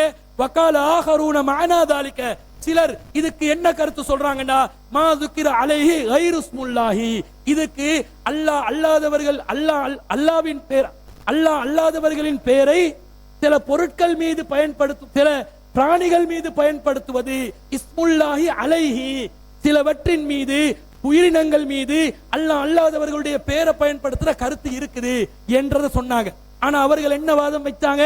அதிலே முன்னாடி சொன்ன இமாம் தபரி அவர்கள் 7 சான்றுகளை துபிக அறுத்தல் என்றதுக்கு சான்றாக வைத்து, இப்ப இந்த வச்ச வசனத்திலே, இந்த ஹதீஸிலே அவர்கள் வச்ச சான்று என்னென்றால் அல்லாஹ் அல்லாதவர்களுடைய பேர் சொல்வது அது எதன் மீது என்றாலும் அதை எடுத்துக்கொள்ளும் என்ற ஒரு வாதத்தை வைத்தார்கள். அப்ப அவர்கள் அதுல எடுத்து வச்ச தபரிலே வரக்கூடிய 2475 2476 ஆகிய 2 ஹதீஸ்களிலும் தெளிவாக இஸ்முல்லாஹி அலைஹி என்ற வார்த்தை வருகிறது. அல்லாஹ்வின் பெயரை அதன் மீது சொல்லுவது, அல்லாஹ் அல்லாதவர்களின் பெயரை அதன் மீது சொல்லுவது என்ற வார்த்தை வருகிறது என்று வைத்தோம். வெற்றி என்ன நாங்க கேட்டோம் தெரியுமா? 6ஆம் அத்தியாயத்துல 118ல ஃபகுலூ மிம்மா துக்கிர ஸ்முல்லாஹி அலைஹி இன் குன்தும் பி ஆயாத்திஹி முஃமினீன், அல்லாஹ்வோட வசனங்களை நீங்க நம்புறதா இருந்தா நீங்க அல்லாஹ்வோட பேரை எதன் மீது சொல்லப்படுதோ அதையே உண்ணுங்கள் என்று அல்லாஹ் சொல்கிறான் என்று வருகிறது. இங்கேயும் இஸ்முல்லாஹி அலைஹி என்று வருகிறது. எனவே நீங்கள் தாவரங்களை உண்ணுவதாக இருந்தால் அதன் மீதும் அல்லாஹ்வோட பேர் சொல்லணுமா என்று கேட்டோம். எதிர்த்தரப்புல 2 விதமாக முரண்பட்டார்கள். சகோதரர் கபீர் என்ன சொன்னார்? அது பிராணிகளை தான் குறிக்கும், காரணம் நபிகளாரின் நடைமுறையிலே நாங்கள் புரிந்து கொள்கிறோம். சகோதரர் சில்மி என்ன சொன்னார்? இல்ல, அது அனைத்தையும் குறிக்கும், காரணம் தஃப்சீர் தபரிலே வகால ஆகரூன் என்று வருகிறது, துபிய என்பதற்கு மாற்று கருத்தாக வருகிறது என்று சொன்னோம். அப்ப ஒரு தஃப்சீரை நீங்கள் ஆதாரமாக காட்டும் போது நாங்கள் சொல்லுக்கு, மொழிக்கு, மீனிங்குக்கு, மானாவுக்கு ஆதாரமாக காட்டுகிறோம். அவர்கள் தஃப்சீர்களை குப்பை என்று ஒரு புறம் சொல்லிக் கொண்டிருந்து அந்த தஃப்சீரிலே இமாம் தபரி அவர்கள் மாற்று கருத்து என்று துபியக்கு ஆதரவாக சில சான்றுகளை முன்வைக்கிறார்களே, அதையே ஆதாரமாக வைத்திருக்கிறார்களே, அதை நீங்கள் வாசிக்காமல் பார்க்காமல் ஏன் எடுத்து வைக்கிறோம் என்று கேட்டதுக்கு இமாம் தபரி சொல்லிவிட்டார், அது மாற்று கருத்து தான். இப்ப யாரு தஃப்சீரை கண்மூடித்தனமாக தக்லீத் செய்து பின்பற்றுபவர்கள் என்று கேள்வி கேட்டோம். அதற்கு சமாளிப்புகளே தவிர தெளிவான எந்த ஒரு பதிலையும் அவர்களால் முன்வைக்க முடியவில்லை. அடுத்து மாற்று கருத்துக்கு அஜ்மாவுல் முஃபஸ்ஸிரீனுக்கு மாற்றமாக வமா உஹில்ல லித்தவாகீதி என்ற வார்த்தையை காட்டினார்கள். என்னது? வமா உஹில்ல, அல்லாஹ் அல்லாதவர்களுக்காக வேண்டி இஹ்லால் செய்யப்பட்டது. எதுக்கு? லித்தவாகீதி, தீய சக்திகளுக்காக. இந்த வாதத்திலும் அல்லாஹ் அல்லாதவர்களுக்கு என்பதற்காக வேண்டி தாகூத்துகள் என்று வருகிறதே தவிர வமா உஹில் என்ற வார்த்தை அப்படியே வருகிறது. எனவே இந்த கொட்டேஷனும் நீங்க சொல்லக்கூடிய மாற்று கருத்து தரவில்லை என்பதை நாங்கள் நிரூபித்தோம். அதற்கு அவர்களிடமிருந்து பதில் இல்லை. அடுத்ததாக என்ன சொன்னார்கள்? வமா உஹில்லில் அஸ்னாம் என்று வருகிறது. அஸ்னாம் என்று வருவதனால் இதுவும் மாற்று கருத்தாக உள்ளக்கூடிய ஒரு கருத்து என்று முன்வைத்தார்கள். யானி என்று இப்னு அப்பாஸ் அவர்களுடைய விஷயத்துக்கு அவர்கள் ஒரு விளக்கமாக சொன்னார்களே, அதை வைக்கும் போது நாங்கள் கேட்டோம், இந்த இடத்திலும் வமா உஹில்ல என்று தானே வருகிறது. வமா உஹில்ல லிகைரில்லால அதே வமா உஹில்ல வருகிறது. லிகைரில்லாவுக்கு பதிலாக லில் அஸ்னாம் என்று வருகிறது. இந்த இடத்தில் லிகைரில்லா அஸ்னாமை மாத்திரம் குறிக்காது, அஸ்னாம் அல்லாத கைருல்லா என்றால் அல்லாஹ் அல்லாத யாரையும் குறிக்கும். இங்கேதான் நுணுக்கத்தை நீங்கள் பயன்படுத்த வேண்டும். வமா உஹில்ல என்பது அப்படியே வருகிறது, அல்லாஹ்வுக்கு இஹ்லால் செய்யப்பட்டது. ஆனால் கைருல்லா என்பதற்கு இங்கே தஃப்சீரிலே விளக்கம் கொடுக்கிறார்கள். விளக்கம் என்பது வேறு, அர்த்தம் என்பது வேறு, பிரித்து அறிந்து கொள்ளுங்கள் என்று அவர்களுக்கு தெளிவுபடுத்தினோம். அவர்கள் விளங்குவதாக இல்லை, அதற்கு நாங்கள் பொறுப்பும் இல்லை. பொதுமக்கள் அதை இலகுவாக விளங்கிக் கொள்வார்கள் என்று நாங்கள் விளங்குகிறோம், நம்புகிறோம். அடுத்ததாக தஃப்சீர்கள்ல என்ன வருது தெரியுமா? தஃப்சீர்கள்ல யுதுனீன அலைஹின்ன மின் ஜலாபீபீன் என்றதுக்கு ஜில்பாப தொங்க விடுகண்டா, ஒத்த கண்ணை திறந்து மற்றதெல்லாம் மூடணும் என்று வருகிறது, அதை நீங்கள் ஆதரிக்கிறீர்களா என்று கேட்டார்கள். நாங்கள் தெளிவாக சொன்னோம், தஃப்சீர்ல வரக்கூடிய கருத்துகளாக இருந்தால் பரிசீலனைக்கு உட்படுத்துவோம், குப்பை என்று வீச மாட்டோம், பரிசீலனைக்கு உட்படுத்துவோம். ஆதாரம் இல்லாட்டி மார்க்க ரீதியாக தஅவீல் செய்யக்கூடிய, விளக்கம் சொல்லக்கூடியவைகளுக்கு ஆதாரம் இல்லாவிட்டால் அதை நாங்கள் கடாசுவோம். ஆனால் மொழி என்று வருகின்ற நேரத்தில் அது வஹீல் வெளிப்பட வேண்டியதில்லை.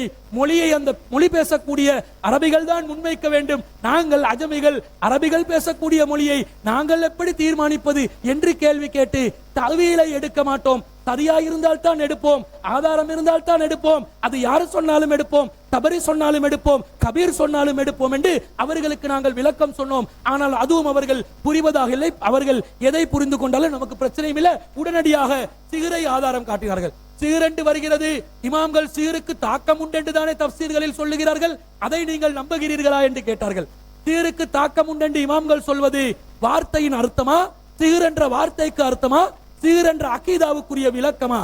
விளக்கம் என்பதை விளங்காதவர்களாக பேசக்கூடியவர்களுக்கு எது தஅவீல் எது மஅனா என்பது கூட விளங்காமல், அர்த்தம் புரியாமல், விளக்கம் புரியாமல் வாதம் வைத்தார்கள். சீருக்கு தாக்கமில்லை என்பது நம்முடைய நிலைப்பாடாக இருக்கிறது. குர்ஆன் ஹதீஸ் வஹீன் வெளிப்பாடாக அதை நாங்கள் வெளிப்படுத்திக் கொண்டு இருக்கிறோம். ஆனால் தஅவீல் என்று வரக்கூடிய, தாக்கம் என்று வரக்கூடியதை நாங்கள் தஃசீர்களில் எடுக்க மாட்டோம். காரணம், அது குர்ஆன் சுன்னா என்ற வஹீக்கு மாற்றமாக இருக்கிறது. தஅவீல் செய்யக்கூடியவர்கள், விளக்கம் சொல்லக்கூடியவர்கள் கண்ட விளக்கத்தையும் சொன்னால் ஏற்றுக்கொள்ளக்கூடிய நிலையில் நாங்கள் இல்லை. இப்போது சகோதரர் கபீர் அவர்கள் கண்ட விளக்கங்களை சொல்வதை நாங்கள் ஏற்றுக்கொள்ளாமல் இருப்பதை போன்று அவர்களுக்கு நாங்கள் எத்தி வைத்தோம். அப்ப தெளிவாக விளங்க வேண்டும். உஹில்ல என்றால் அறுத்தல் தான் குறிக்கிறது. தெளிவான ஆதாரத்தை முன்னிறுத்தி நாங்கள் இதை நிறுவி இருக்கிறோம். இவர்கள் அஜ்மவுல் முஃபஸ்ஸிரீனுக்கு மாற்று கருத்து வருகிறது என்று சொல்வதாக இருந்தால், நாங்க 50 தப்சீர்கள்ல ஆதாரம் காட்டி இருக்கிறோம். இந்த விவாத மேடைகளை நேற்றும் இன்று வரைக்கும் முடியுமான அளவுக்கு தப்சீர்கள்ல அந்த வார்த்தைக்கு அர்த்தத்தை நாங்கள் எடுத்து கொடுத்தோம். அவர்கள் அதற்கு மாற்றமாக ஒரு 3 பொசுருவாதங்களை வைத்தார்களே தவிர ஆதாரங்களை முன்வைக்கவில்லை என்பதை மக்கள் பார்த்து கொண்டிருக்கிறீர்கள். நீங்கள் சத்தியம் எது அசத்தியம் எது என்று முடிவைங்க. 50க்கு 50 வச்சு 50 இங்க 50 அங்க எதை முடிவெடுக்கண்டே விலகுதில்லை என்று ஒரு தடுமாற்றமான நிலை அல்ல. தெளிவாக நாங்கள் அஜ்மவுல் முஃபஸ்ஸிரீன்கள் இந்த வார்த்தைக்கு விளக்கமாக எதை சொன்னார்களோ அதிலே நாங்கள் தெளிவாக உறுதியாக இருக்கிறோம் என்பதை நிறுவி இந்த விவாதத்திலே நாங்கள் நகர்ந்து கொண்டிருக்கிறோம். அதற்கு பிறகு நாங்கள் கேட்டோம், ஒரு சிலர் மாற்று கருத்து சொல்வார்கள். மாற்று கருத்து சொல்வதனாலேயே அது ஒரு வாதத்துக்கு, இதுக்கு அஜ்மவுல் முஃபஸ்ஸிரீனுக்கு மாற்றமாக வந்தாலும் நாங்கள் அது இல்லை என்று முடிவெடுப்பதா? பெரும்பான்மையை தானே ஒரு மொழிக்கு பார்க்க வேண்டும். மார்க்கத்துக்கு பெரும்பான்மை பார்க்க மாட்டோம், வஹியை தான் பார்ப்போம். மொழி என்று வரும்போது பெரும்பான்மை பேசுவதை தானே பார்க்க வேண்டும். நீங்கள் தண்ணீருக்கு மண் என்றால், மண்ணுக்கு தண்ணீர் என்றால், தண்ணீர் வேண்டும் என்று கேட்கின்ற நேரத்தில் உங்களோட வாயில் ஒரு கோப்பம் மண்ணையா கொடுக்க முடியும்? அப்போ ஒருத்தர் நீங்கள் விளங்கிக் கொள்வது குண்டக்க மண்டக்க புரிந்து கொள்ளலாம். ஆனால் பெரும்பான்மையான மக்கள் புரிந்து கொள்ளும் மொழியில் தான் மொழியை புரிய வேண்டும் என்பதனால் நாங்கள் பெரும்பான்மையை வச்சு முடிவெடுப்போம். அப்பா, இது சாதாரண மனசாட்சி உள்ள ஒரு மொழியியலாளர், ஒரு சாதாரண மொழி அறிவு உள்ளவர் புரிந்து கொள்வார் என்று சொல்லி இப்னு அப்பாஸ் அவர்கள் இன்னா அதைனாக்கல் கௌசர் என்பதற்கு அல் ஹைருல் கசீர் என்று சொல்கிறார்கள், அதிகமான நன்மைகள் என்று சொல்கிறார்கள். அது இப்னு அப்பாஸ் ரயீசுல் முஃபஸ்ஸிரீன் இப்னு அப்பாஸ் அவர்கள் சொன்னாலும் சரி, தஅவீலை நாங்கள் ஏற்க மாட்டோம். காரணம், அது மொழிக்கான அர்த்தம் அல்ல, அது நபிகளாருடைய ஹதீஸுக்கு மாற்றமான ஒரு விளக்கம் என்பதனால் நாங்கள் அதை புறக்கணிப்போம் என்று நாங்களே எத்தி வைத்தோம். மீண்டும் மீண்டும் தஃசீர்கள்ல தாஹவை இப்படி விளங்கினாங்க, நூனை இப்படி விளங்கினாங்க, காஃபை இப்படி விளங்கினாங்க, காஃப காக்கா என்று விளங்கினாலும், நூன மீன் என்று விளங்கினாலும் அது நமக்கு பொறுப்பல்ல. நமக்கு பொறுப்பு என்ன? மொழி ரீதியான விஷயத்துக்கு மொழியியலாளர்களை நாங்கள் அணுகுவோம். தஅவீல் என்று வரும் என்றால் ஏற்றுக்கொள்வோம், ஆதாரம் இருந்தால். இல்லாவிட்டால் கடாசி குப்பைக்கு தான் அது செல்லும் என்பதில் நமக்கும் மாற்று கருத்து இல்லை என்பதை நாங்கள் அவர்களுக்கு எத்தி வைத்தோம். அடுத்ததாக நாங்கள் முக்கியமான என்ன வாதம் வைத்தோம்? 618 அல்லாஹ் தாலா அல்லாவின் பெயர் சொல்லப்பட்டதை உண்ணுங்கள் என்று சொல்கிறான். அல்லாஹ்வுடைய பெயர் சொல்லப்பட்டதுதான் உண்ணணும் என்று வருகிறது. இந்த வசனத்தில் இஸ்முல்லாஹி அலைஹி என்று வருகிறது. அதற்கு சகோதரர் கபீர் அவர்கள் பிராணியின் மீது என்று எப்படி முடிவெடுத்தீர்கள் என்று கேட்டா, நபிகளாரின் நடைமுறையை பார்த்தோம் என்றோம். சில்மி அவர்கள் இதுக்கு அல்லாஹ் அல்லாதவர்களுடைய பேர்ல எதுல சொன்னாலும் சரி என்று வந்தால், காபீர்கள் தண்ணீர் தந்தாலும் குடிக்க முடியாது, ஏன் உங்களுடைய மனைவிமார்கள் பிஸ்மில்லாவை சொல்ல மறந்துவிட்டு பிஸ்மில்லாஹி அவ்வளி ஆகிரி சொல்லுவதற்கு முன்பதாக தேநீரை தந்தாலும் அது ஹராமாகி விடுமா என்று கேட்டதற்கு இல்லை இல்லை முரண்பட்டு பேச இல்ல, தபரி அப்படி சொன்னார், கபீர் இப்படி சொன்னார், ரெண்டும் ஒன்றுதான் என்று முரண்பாட்டில் உடன்பாட்டு கண்டீர்கள். இந்த வசனத்தில் இஸ்முல்லாஹி அலைஹி என்பதில் பிராணி என்று வந்ததா, அலல் பஹீமா என்று வந்ததா, அலல் அன்ஆம் என்று வந்ததா? வரவில்லை. எப்படி முடிவெடுத்தீர்கள்? நபிகளாருடைய நடைமுறையை பார்த்தோம். வமா உஹில்ல லிகைரில்லா என்பது, உஹில்ல இஹ்லால் என்பது அல்லாஹ் அல்லாதவர்களுக்காக இஹ்லால் செய்வது என்பது அறுத்து பலியிடுதல் தான் என்பதை நபிகளாருடைய காலத்தில் வாழ்ந்த மக்கத்து காபிர்களும் சரி, அதற்கு முன் சென்றவர்களும் சரி, அப்படிதான் அவர்கள் அதை அறுத்தல் என்ற கருத்தில் புரிந்து கொண்டார்கள் என்பதை நிறுவிவிட்டு, மொழி ரீதியாக நிறுவிவிட்டு நாங்கள் ஆதாரத்தை வைத்தோம். ஆனால் என்ன கேட்கிறார்கள்? உஹில்லவுக்கு வஹியில் நீங்கள் ஆதாரம் காட்ட வேண்டும். அதாவது இந்த உலகத்திலே இவர்களை போன்று மாமேதைகள் யாருமே இருந்திருக்க மாட்டார்கள். மொழி அர்த்தத்துக்கு, டிக்ஷனரி அர்த்தத்துக்கு அல்லாவிடத்திலே வஹியை கேட்டவர்கள் இவர்கள்தான்.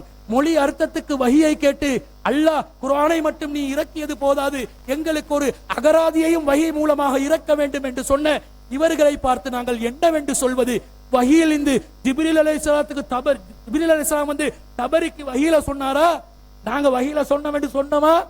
மொழிக்கு வந்த அர்த்தம் ஜிப்ரீல் மூலமா தான் வரணும் என்று நாங்க சொன்னோமா? அவங்க நாங்க கேட்க வேண்டிய கேள்வி அவங்க சொல்றாங்க. அதாவது மொழிக்கு அர்த்தம் வஹியில் சொல்ல வேண்டும் என்று அவங்க சொன்னோன்னே நாங்க என்ன சொல்லணுமா? மொழிக்கு அர்த்தம் வஹியில் தான் வருமா? ஜிப்ரீல் அலைஹிஸ்ஸலாம் வந்து தான் மொழிக்கு அர்த்தம் நாங்க தான் கேட்டிக்கணும். அவங்க நம்ம கிட்ட கேட்டு ஒன் சைட் கோல் அடித்துக் கொண்டிருப்பதை பார்த்தோம். அதே போன்று நாங்கள் மிக பிரதானமான வாதமாக அவர்கள் ஒரு வாதத்தை வைத்தார்கள். 1656 அவர்கள் அறியாதவற்றுக்காக ஒரு விஷயத்தை படையல் செய்கிறார்கள். பார்த்தீர்களா யஜ்அலூன என்று வருகிறது, உஹிலக்கு இதுதான் விளக்கம் என்றார்கள். இந்த வசனத்திலே அல்லாஹ் அல்லாதவர்களுக்கு படைத்ததை ஹராமாக்கி இருக்கிறானா என்று கேட்டோம். அதற்கு பதிலில்லை. அப்ப அந்த வசனத்துக்கு ஜால என்ற வார்த்தையை வைத்து புரிந்து கொள்ளுங்கள் என்றால் வமா உஹில என்பது வமா ஜுஇல என்று புரிந்து கொள்வீர்களா என்று கேட்டோம். கடைசி வரைக்கும் அவர்கள் வாய் திறக்கவில்லை என்பதை நாங்கள் கூறிக்கொள்கிறோம். அதற்கு பிறகு 636 கால்நடைகளுக்கும் பயிர்களுக்கும் அவர்கள் படையல் செய்கிறார்கள் என்ற அதே வஜாலு என்ற வார்த்தையை வசனத்தை காட்டினார்கள். இந்த வசனத்தில் அல்லாதவர்களுடைய சாப்பாட்டை சாப்பிடக்கூட அல்லாதவர்களுக்கு படையல் செய்ததை சாப்பிடக்கூடாது என்று இருக்கிறதா என்று கேட்டோம். அவர்கள் தீர்ப்பளிப்பது சாமா யஹ்குமூன், அவர்கள் தீர்ப்பளிப்பதே கெட்டது, சேலைதான் அல்லாஹ் தடுக்கிறான், உணவை அல்லாஹ் தடுத்ததற்கு ஆதாரம் இல்லை என்றோம். அதற்கு அவர்கள் சமாளிப்பு சொல்லி இத அப்படி புரிங்க அத இப்படி புரிங்க என்று ஒரு ஜிக்ஸாக் ஜம்பிங் கேம் செய்தார்களே தவிர மார்க்க ரீதியாக அதற்கு தெளிவான ஆதாரத்தை காட்டவில்லை. அதற்கு பிறகு நாங்கள் அவர்கள் ஒரு வாதத்தை வைத்தார்கள்.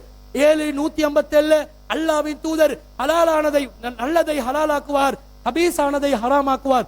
ஹபீஸானதை ஹராமாக்குவார் என்றா அல்லாஹ்வின் தூதர் ஹராமாக்கிட்டு போயிட்டாங்களே. அல்லாஹ்வின் தூதர்ட்ட காலத்துல படையல் செஞ்சதெல்லாம் ஹபீஸ் என்று சொல்லி அல்லாஹ்வின் தூதர் ஹராமாக்கின ஆதாரத்தை காட்டுங்க என்று கேட்டா இல்ல, அதை நாங்க சிந்தித்து புரிவோம். இந்த இஸ்லாத்திலே இந்த முஸ்லிம் உம்மத்திலே ஹராத்தை சிந்தித்து புரியக்கூடியவர்களாக இவர்கள் தான் இருக்கிறார்கள். கேட்டா அல்லாஹ் நாங்கள் ஒரு வேட்டை பிராணியை நாங்கள் அறுக்கின்ற நேரத்தில் அம்புகளை ஏயும் போது நபிகளார் ஒரு முறையை சொன்னார்களே, அதை நவீன உபகரணங்களுக்கு நாங்கள் கியாஸ் செய்ய முடியாதாண்டு அங்கே நஸ்ஸு வந்து விட்டது. நஸ்ஸை வைத்து கியாஸ் செய்வதில் பிரச்சனை இல்லை. நீங்க நஸ்ஸு இல்லாம ஏதோ ஒரு பஸ்ல ஏறி போறீங்க, அதனால் அதை கியாஸ் செய்ய முடியாது என்று நாங்கள் தெளிவாக சொல்லிவிட்டோம். அதற்கு பிறகு நாங்கள் அவர்களிடம் தெளிவா அவர்கள் தபக என்ற வார்த்தையை சொன்னார்கள். தபக என்று சொன்னா குர்ஆன்ல வேற இடங்கள்ல தபக அறுத்தல் இப்ராஹிம் நபி மான அறுத்தல், ஃபிரௌன் மூசா பனு இஸ்ரவேலர்களை அறுத்து போடுதல் என்று நிறைய விஷயங்கள் சொன்னாங்க. இந்த தபல உஹில ஏன் வரவில்லை என்று கேட்டார்கள். அது அல்லாஹ்வின் விருப்பம், அல்லாஹ் விரும்பிய விதத்தில் அதை சொல்வான் என்று சொன்னோம். அது மாத்திரம் அல்லாமல் அவர்களிடம் நாங்கள் மிக முக்கியமான ஒரு வாதத்தை முன்வைத்திருந்தோம். என்ன வாதத்தை முன்வைத்திருந்தோம்? அல்லாஹ் தஆலா சாயிபாவையும் வசீலாவையும் ஆமையும் அல்லாஹ் தஆலா தடை செய்கிறார். அல்லாஹ் அல்லாதவர்களுக்காக அவர்கள் படையல் செய்கிறார்கள். மக்கத்து காபிர்கள் படையல் செய்கிறார்கள். இந்த படையல் செய்ததை அவர்கள் செய்தது அல்லாஹ்வின் மீது இட்டுக்கட்டி சொன்னது என்று அல்லாஹ் தஆலா சொல்கிறான். படையல் செய்தது ஹராம், ஆனா அந்த சாயிபாவை பயன்படுத்தக்கூடாது, ஒட்டகத்தை பயன்படுத்தக்கூடாது, பால் கறக்கக்கூடாது, அது மேல போகக்கூடாது என்று சொல்லி இவர்களாக ஜாஹிலியா கால மக்கள் இட்டு கட்டினார்களே. அம்ர் இப்னு ஆமிர் அவர்கள் இதை செய்ததனால் நரகத்துக்கு சென்றார்களே, அப்படி நீங்களும் நரகம் செல்ல போகிறீர்களா என்று கேட்டா அது இதுக்கு பொருந்தாது. இந்த விஷயத்தை அங்க சொல்லிட்டான் என்று திரும்ப ஜம்பிங் இந்த ப்ரூஸ் செய்தார்களே தவிர வாதத்துக்கு பதில் வைக்கவில்லை. அல்லாஹ் சொல்கிறான், அவர்கள் ஒட்டகங்களை அல்லாஹ்வுக்காக வேண்டி படையல் செய்கிறார்கள். அதை அல்லாஹ் தடுக்க மாட்டான். ஏன் அதை அல்லாஹ் தடுத்து விட்டான்? ஏனென்றால் ஏற்கனவே படையல் என்பது தடையாகிவிட்டது.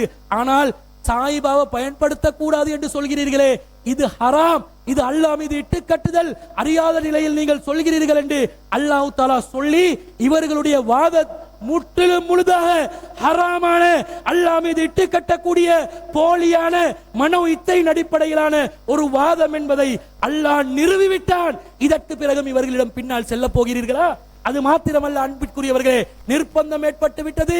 காப்பீட்டு கடையில சன்லைட் எடுக்காதே, ராணி சோப்பும் எடுக்காதே, எங்கரும் எடுக்காதே, ரத்தியம் எடுக்காதே, நீ நிர்பந்திக்கப்பட்டாய். அடை கொமெண்ட் அடிப்பவர்களே, நீ பிறந்ததே நிர்பந்தத்துல தான் என்று நம்முடைய பாசத்துக்குரிய சகோதரர்கள் கொமெண்ட் அடிப்பவங்க கண்டதை மடிப்பார்கள். கொமெண்ட்டுக்காக வேண்டி தன்னை அஸ்ஸலாமு அலைக்கும் வரஹ்மத்துல்லாஹி வபரகாத்துஹு. அன்புக்குரிய இஸ்லாமிய சகோதரர்களே, எதிர்த்தரப்பினரை பொறுத்த வரைக்கும் அவன் இதுவரைக்கும் நடந்த விவாதங்களை பார்க்கிற பொழுது அவர்கள் அல்லாஹ் மீது இட்டுக்கட்டித்தான் அவர்களுடைய அத்தனை ஆதாரங்களையும் மக்கள் மத்தியிலே பதிவு செய்தார்கள் தவிர ஒரு வாதத்தை கூட குர்ஆன் ஹதீஸில் நிரூபிக்கவில்லை என்பது இந்த விவாதத்துக்கு கிடைத்த மிகப்பெரிய வெற்றி. அதுக்கான ஆதாரமாக நீங்கள் பார்த்தீங்கன்னா நபிகள் நாயகம் காலத்தில் உஹில்ல என்ற வார்த்தை சத்தமிடுதல் என்ற அர்த்தத்தில் தான் இருந்திருக்கிறது. அந்த வகையில் சப்தமிடுறது புகாரில் தெளிவாக வருகிறது. மொழி வல்லுநர் அத்தனை பேர் சப்தமிடப்பட்ட அர்த்தம் சொல்லியிருக்கிறார்கள், தெளிவாக நஸ்ஸாக வருகிறது. ஆனால் நீங்கள் சொல்லுகிற எல்லாமே தப்சீர் நூல்களில் சொல்லப்பட்ட செய்தி. அந்த தப்சீர் நூல்களில் சொல்லப்பட்ட செய்தியெல்லாம் இப்னு அப்பாஸ் மையப்படி சொல்லப்பட்ட செய்தி, அது கருத்தாக சொல்லியிருக்கிறாரு. ஆனால் இப்னு அப்பாஸ் சொல்லப்பட்ட செய்தி கூட அது ஆதாரம் இல்லை, அது பலவீனமானது. அதை நாங்கள் இத்தனை அமர்வுகளை கேட்டோம், இந்த தாரம் சொன்னார், தந்தார்களா, அனுப்பினார்களா? கடைசி வரைக்கும் அனுப்பவில்லை, பூச்சாண்டி காட்டினார்கள். ஏன் தெரியுமா?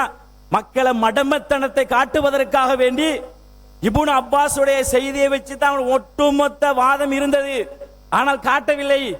விளங்குது உங்களுக்கு? அப்ப இஸ்தகல் என்ற வார்த்தை வகையில இருந்து அதுதான் சத்தமிடப்படுதல் என்பது நிலையானது, நிரூபிக்கப்பட்டது. ஆனால் இவர்கள் காட்டவே இல்லை என்ற அடிப்படையை புரிந்து கொள்ள வேண்டும். அடுத்தது என்ன தெரியுமா? இந்த பஹீரா சாயிபா, இங்க பஹீரா சாயிபா இட்டு காட்டினார்கள். பஹீரா சாயிபா ஹாமா என்ன தெரியுமா? அவர்கள் குறிப்பிட்ட சாயிபாவை சொல்லி இது கடவுளுக்கு நேர்ச்சி செய்யப்பட்டிருக்கிறது, எனவே அதுக்கு மேலால் பயன்படுத்த கூடாது. அதனால் அல்லாஹ் மீது இட்டு கட்டினார்கள். குறிப்பிட்ட ஒரு மிருகத்தை சொல்லி அதுக்கு சாயிபான்னு சொல்லி அந்த சாயிபாவை பயன்படுத்த கூடாது, அல்லாஹ் சொல்லாதது சொன்னார்கள். அதுதான் அல்லாஹ் சொன்னா இட்டு கட்டினான். நரகவாதியை சொன்னார்கள். எதுக்கு தெரியும்? நரகவாதி அம்ர் இப்னு லுஹை நேர்ச்சை வைத்தார், இன்னொரு கடவுளுக்கா நேர்ச்சை வைத்ததனால தான் நரகம் போனார். தப்பாக விளக்கம் சொன்னார், இட்டு கட்டினார்கள். இது புகாரியில 3521 வழக்கமாக வாசித்து பாருங்கள், அது மொழிபெயர்ப்பு வாசிங்கள். எதற்கு நரகம் போனா தெளிவா இருக்கிறது. இட்டு கட்டுகிற வேலையை முழுக்க செய்தார்கள். அது மாத்திரம் கிடையாது, தபரியில ஒரு செய்தியை நான் சொன்னதற்கு குர்ஆன்ல வருகிற செய்தி அது என்ன அர்த்தம் தெரியுமா? விக்ரிஸ்முல்லா அலைஹி என்பது அர்த்தம் தான். நான் சொன்னது குர்ஆன்ல வர செய்தியில், அதுக்கு நானும் அர்த்தம் சொல்லுகிறேன், இவரும் அர்த்தம் சொல்லுகிறார். அது இல்ல விளக்கம். நான் தபரியில வருகிற செய்திக்கு தான் ஒட்டுமொத்த செய்தியை குறிக்கும் என்ற செய்தியை விளங்காம புரியாம மடமாத்தினாரு. அதிலும் என் மீது இட்டு கட்டினார், ஹதீஸ் இட்டு கட்டினார், குர்ஆன் இட்டு கட்டினார். ஒட்டுமொத்த விவாதமே இட்டு கட்டித்தான் இந்த வாதத்தை நிலைநாட்டினார்கள் என்பதை மக்கள் புரிந்து கொள்ள வேண்டும். வஹீலின் ஆதாரம் காட்டினார்களா? ஒரு வசனத்தை காட்டினார்களா? அப்ப இப்னு அப்பாஸ் கொண்டு முடிஞ்சு அது காட்டைகளை பூச்சாண்டி போறாங்க. அஸ்ஸலாமு அலைக்கும் வரஹ்மத்துல்லாஹி வபரகாத்துஹு. கண்ணியத்திற்கும் மகத்துவத்திற்கும் உரிய எல்லாம் வல்ல அல்லாஹ் ஜல்ல ஷானஹு தஆலாவின் நல்லடியார்களே, 2 நாட்களாக நடைபெற்ற இந்த பூஜை செய்யப்பட்டவைகள் ஹலாலா ஹராமா என்கிற விவாதத்தில் ஒரு 100% திருப்தியோடு நாங்கள் என்ன செய்ய முடியும்? இந்த இடத்திலிருந்து கலைந்து செல்ல முடியும். அப்படித்தானே? ஒத்துக்கொள்றேன். வந்த மக்கள் ரொம்ப தெளிவாக இருக்கிறாங்க. என்ன என்று சொன்னால், நாங்கள் பல விஷயங்களை என்ன செஞ்சிருக்கிறோம், ஆதாரங்களை கொண்டு, கிட்டத்தட்ட 10 ஆதாரங்களை கொண்டு வந்திருந்தோம் பேசுறதுக்கு. இல்லை, அது நேரம் போதாமல் தான் போயிடுச்சு. இருந்தாலும் நாங்கள் தகுந்த ஆதாரங்கள் என்ன செஞ்சுருக்கோம், வச்சிருக்கிறோம். அப்போ இந்த தொகுப்புரையில் நீங்கள் விளங்க வேண்டிய சில முக்கியமான விஷயங்கள் இருக்குது. அது என்னென்னு சொன்னால், முதலாவது, இது ஒரு மார்க்க ரீதியான ஒரு விவாதம். நான் வரும்பொழுது என்ன செஞ்சுருந்தேன், ஒரு அழகான ஒரு விவாதத்தை நாங்கள் என்ன செய்ய போகிறோம், நாங்கள் நடத்த போகிறோம். லைவில் நீங்கள் பாருங்கள், நான் மக்களுக்கு நான் சொல்லி தான் இருந்தேன். ஆனால் அழகான ஒரு விவாதத்தை நடத்தணுங்கிறதுக்காக வேண்டிய இவர் அப்துல் ராசிக்கு தான் தொடங்கினார். தொடங்கும் பொழுதே ப்ரெஷர் ஏறி வேர்த்து கொட்டி கையெல்லாம் நடுங்கக்கூடிய அளவுக்கு தான் பேசினார். ஆரம்ப உரையை, ஒரு அறிமுக உரை எப்படி செய்யணும்ன்ற அந்த ஒரு அறிவு கூட அவருக்கு இல்லை. அப்போ அதுக்கு பிறகு நாங்கள் என்ன செய்யலை, நாங்கள் கணக்காக தான் நாங்கள் பேசினோம், கணக்கான முறையில் நாங்கள் எங்களோட வாதங்கள் நாங்கள் எடுத்து சொன்னோம், அல்ஹம்துலில்லாஹ். ஆனால் அவங்க தொடர்ந்து என்ன செஞ்சாங்கன்னு சொன்னால் வரம்பு மீறிக்கிட்டே இருந்தாங்க. நம்மளை பார்த்து மூல குழம்பியவர்கள் அப்படிங்கிற வார்த்தையை சொல்லியிருந்தாங்க. அதே மாதிரி ரூஹுல் ரஸ்மி மடத்தனம்ங்கிற வார்த்தையை பயன்படுத்தினார். இவர் அடிப்படைவாதம்ங்கிற விஷயத்தை சொன்னார். இப்படி நமக்கு எதிராக இந்த விஷயத்தை இந்த விவாதத்தினுடைய ஒப்பந்தத்தில் என்ன சொல்லப்பட்டிருக்கீங்கன்னா, வரம்பு மீறி பேசக்கூடாது, தனிநபர்களை தாக்கக்கூடாது, அநாகரிகமாக நடக்கக்கூடாது. அப்போ அப்துல் ராசி கூட அந்த விவாத ஒப்பந்தத்தோடு என்ன சொல்லுவார், நம்ம அழகா பேசிக்குவோம் அப்படின்னு சொன்னதை கூட அவங்களே மறந்து பேசினாங்க. அடுத்தது என்னன்னு சொன்னால், 6 ஆதாரங்கள் நாங்கள் முன் வச்சோம். அல்லாஹ்வுக்கு எல்லா புகழும். முதலாவது என்ன முன் வச்சோம்னு சொன்னால், முதலாவது என்ன முன் வச்சோம் அப்படின்னு சொன்னா வமா உஹில்ல பிஹி லிகைரில்லா, அல்லாஹ் அல்லாதவர்களுக்காக என்று வருது. இப்ப அல்லாஹ் அல்லாதவர்களுக்காகங்கிற உரித்தாக்குறது, ஒரு பொருளை கொண்டு வந்து உரித்தாக்குறது. லீ என்பது உரியதுங்கிற அர்த்தம். அந்த மாதிரி உரித்தாக்குவாங்க என்று சொல்லி அல்லாஹ்வே குர்ஆன்ல சொல்றான். எப்படி சொல்றான்? வயஜஅலூன லிமா லா யஅலமூன நஸீபன் வயஜஅலூன லிமா லா யஅலமூன நஸீபன் மிம்மா தரா மினல் ஹர்ஸி வல் அன்ஆமி. அல்லாஹ் தஆலா என்ன சொல்றான்னு சொன்னா, அவர்களுடைய கால்நடைகள்ல இருந்தும் பிராணிகள்ல இருந்தும் என்ன செய்வாங்க? அல்லாஹ் அல்லாத தெய்வத்துக்காக வேண்டி அர்ப்பணிப்பாங்க, படைப்பாங்கன்னு அல்லாஹ் சொல்றான். அப்ப அல்லாஹ் அல்லாதவர்களுக்காக வேண்டி மாமிசத்தை மட்டும் என்ன செய்யலாம்? உரித்தாக்குறது இல்ல. அப்படி நம்ம தெளிவுபடுத்தி இருக்கிறோம். அதை என்ன செய்யறாங்க? அந்த அந்த குர்ஆனுடைய வசனத்தை குர்ஆனுடைய வசனத்திலிருந்து நம்ம என்ன செஞ்சோம்? எடுத்து தெளிவுபடுத்தினோம். உதாரணமா சொல்றதாக இருந்தா அல்லாஹ் தஆலா என்ன செய்கிறான்? குர்ஆனுக்கு குர்ஆன்ல இருந்து என்ன செய்ய முடியும்? நாங்க விளக்கம் சொல்ல முடியும்னு சொல்றான். இந்த குர்ஆன் நாங்க எப்படி நாங்க இறக்கி அருளி இருக்கிறோம் என்று சொன்னால், ஒரு வசனத்தை இன்னும் ஒரு வசனத்திற்கு விளக்கமாக நாங்க என்ன செஞ்சிருக்கிறோம்? நாங்க இறக்கி அருளி இருக்கிறோம் அப்படின்னு அல்லாஹ் தஆலா சொல்றான்.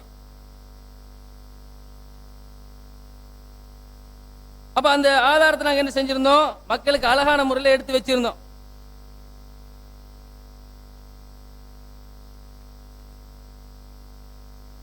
சரிதானே? அப்ப அந்த வசனத்தை நம்ம தெளிவுபடுத்தி இருந்தோம்.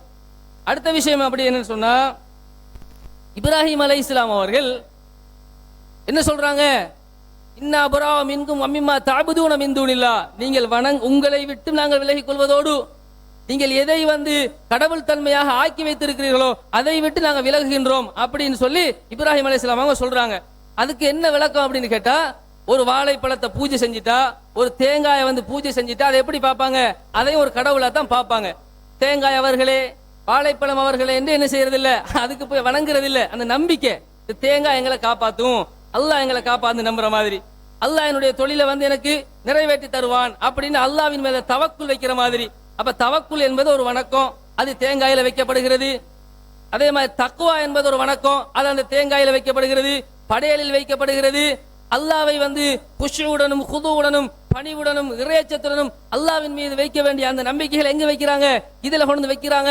இஸ்திகாமத், அல்லாஹ் எங்களை எந்த நிலையிலும் காப்பாற்றுவானுங்கிற உறுதியான நம்பிக்கையை அல்லாஹ்ல வைக்கணும். இந்த நம்பிக்கைகள் தான் வணக்கம். எதிர்த்தரப்புக்கு வணக்கம் என்று சொன்னா என்ன நினைச்சுக்கிட்டாங்க? கும்புறது, குந்துறது, குனிகிறது, தோப்புக்காரன் நினைச்சிட்டு இருக்கிறாங்க. மார்க்கம் விளங்கல இன்னும். அது அழகான முறையில் தெளிவுபடுத்தினோம். அடுத்து என்ன சொன்னா, அடுத்த ஆதாரத்தை முன் வச்சோம். நீங்க நஜீஸான விஷயங்கள் என்ன செஞ்சு கொள்ளுங்க? விலகி கொள்ளுங்க. இஜ்தனிபுர் ரிஜ்ஸ மினல் அவ்சான், விக்கிரகங்களில் இருந்து ஒரு நஜீஸ், ஒரு அசுத்தம் என்ன செய்கிறது? அது அசுத்தம் நல்லா சொல்லல, அதிலிருந்து அசுத்தம் வெளியேறுது நல்லா சொல்றான். அப்ப ஒரு பொருளை கொண்டு நீங்க அதுக்கு பூஜை செஞ்சிட்டீங்கன்னு சொன்னா அது அசுத்தமா போயிருது. அந்த நம்பிக்கை என்ன செய்யுது? அந்த விக்கிரகத்தின் மேல் நம்ம ஒரு நம்பிக்கையை வச்சு அந்த பொருளை கொண்டு அதுக்கு நாங்க பூஜை செய்யற நேரத்துல அதை அசுத்தமாக்கி விடுகிறது. அல்லாவே அதை அசுத்தம் என்று சொன்ன பிறகு அசுத்தத்தை நமக்கு மார்க்கத்தில் ஹலால் ஆக்கி இருக்கிறாங்களா? அல்லாஹ்வுடைய தூதர் ஸல்லல்லாஹு அலைஹி வஸல்லம் அவர்கள் என்ன செய்வாங்க? யுஹில்லு லஹுமுத் தய்யிபாத்தி வ யுஹர்ரிமு அலைஹிமுல் ஹபாயித், பரிசுத்தமானதை மாத்திரம் தான் நமக்கு ஹலால் ஆக்குவாங்க, அசுத்தமானவைகளை ஹராமாக்கிடுவாங்க பச்சையாக அல்லாஹ் சொல்லியிருக்கிறான். பூஜை செய்யப்பட்டது அசுத்தம் என்று நம்ம நிரூபிச்சோம். அதே மாதிரி அல்லாஹ் தஆலா என்ன செய்யறான்னு சொன்னா, சந்தேகமான விஷயங்களை நீங்க விலகிக் கொள்ளுங்க ரசூலுல்லாஹ் சொன்னாங்க. 4வது முன் வச்சோம். அமன் வகா ஃபி ஷுபஹாத்தி, சந்தேகமான விடயங்கள் யார் விழுந்து விடுகிறானோ வகா ஃபில் ஹராம், அவன் ஹராத்திலேயே விழுந்து விடுகிறான்னு சொல்லி அழகான ஆதாரத்தை எடுத்து வச்சாரு. அப்ப உங்களுக்கு பூஜை படையல் சாப்பிடலாமா? அல்லாஹ் தஆலா இதை என்ன சொல்றான்? இது ஹராம்னு நேரடியா சொல்லல தானே. அப்படி நீங்க சந்தேகப்படுறீங்களா? சந்தேகப்படுறீங்கன்னு சொன்னால என்ன செய்யக்கூடாது? சாப்பிடக்கூடாது, ஹராத்துல விழுந்துடுவீங்கன்னு ஹதீஸ் இருக்குது. அது அழகா எடுத்து வச்சாரு. அடுத்து என்ன செஞ்சோம்? 5வது ஆதாரம், மூசா அலைஹிஸ்ஸலாம் அவர்கள் ஒரு தங்கத்தை, பெருமதியான ஒரு பொருளை அல்லாஹ் தஆலா ஹலால் ஆக்கியதை என்னது? மமன் ஹர்ரம ஜீனத்தல்லாஹி அல்லதி அக்ரஜ லிஇபாதிஹி, பிஜே சொல்றாரு, அல்லாஹ் வெளிப்படுத்திய ஹலாலை யார் ஹராமாக்க முடியும்? வெளிப்படுத்திய அந்த அலங்காரங்களை யார் ஹராமாக்க முடியும் என்று அவர் கேட்கிறாரு. ஆனா மூசா அலைஹிஸ்ஸலாம் என்ன பண்றாங்க? தங்கம் என்பது அலங்காரமாக இருந்தாலும், வெள்ளி என்பது அலங்காரமாக இருந்தாலும் அதை ஒரு சிலையாக செய்து வணங்குகிற பொழுது அது ஹராமான தங்கம், அது ஹராமானது அப்படின்னு சொல்லி அதை எரிச்சு கடல்ல போட்டாங்க. இருந்தாலும் நாங்க செய்ய முடியாது, பிற மத கடவுள்களை நாங்கள் திட்ட முடியாது, அதை நாங்க கை வைக்க முடியாது. லா தசுப்புல்லதீன யதுஊன மின் தூனில்லாஹி வயசுப்புல்லாஹ அதுவும் பிகைரி இல்ம், பிற மதத்தவர்களுடைய வணங்கக்கூடிய சிலைகளை, விக்கிரகங்களை நீங்கள் திட்டாதீர்கள் என்று மார்க்கம் சொல்லி இருக்குது. அதை கை வைக்கிறதோ அதை போய் தாக்குறதோ நமக்கு அனுமதி இல்லைங்கிறதையும் சேர்த்தே என்ன செஞ்சோம்? அழகான முறையில் விளங்கப்படுத்தினோம். வேண்டும் என்று திட்டமிட்டு என்ன செஞ்சாங்க, நம்மள அடிப்படைவாதம் அப்படிங்கிற கருத்தை வந்து அதில் முன் வச்சாங்க. அடுத்தது ஆதாரத்தை வச்சோம். ஆறாவது ஆதாரம், ஒரு இடத்துல ஷிர்க் நடக்குதா, புவானாங்கிற இடத்துல ஷிர்க் நடக்குதா, சிலை வணக்கம் நடக்கிறதா, அங்க நீ என்ன செய்யாத, கடமையான காரியத்தை கூட செய்யாத. அப்ப இடம் ஷிர்கா போகுது. அப்ப ஒரு ஷிர்க்குனால ஒரு இடம் ஹராமாகுது. ஷிர்க் நடைபெறக்கூடிய காரணத்தினால இடம் ஹராமாகும் என்கிற ஒரு விஷயத்தை என்ன செய்யறோம், நாம இந்த இடத்துல பார்க்கிறோம்.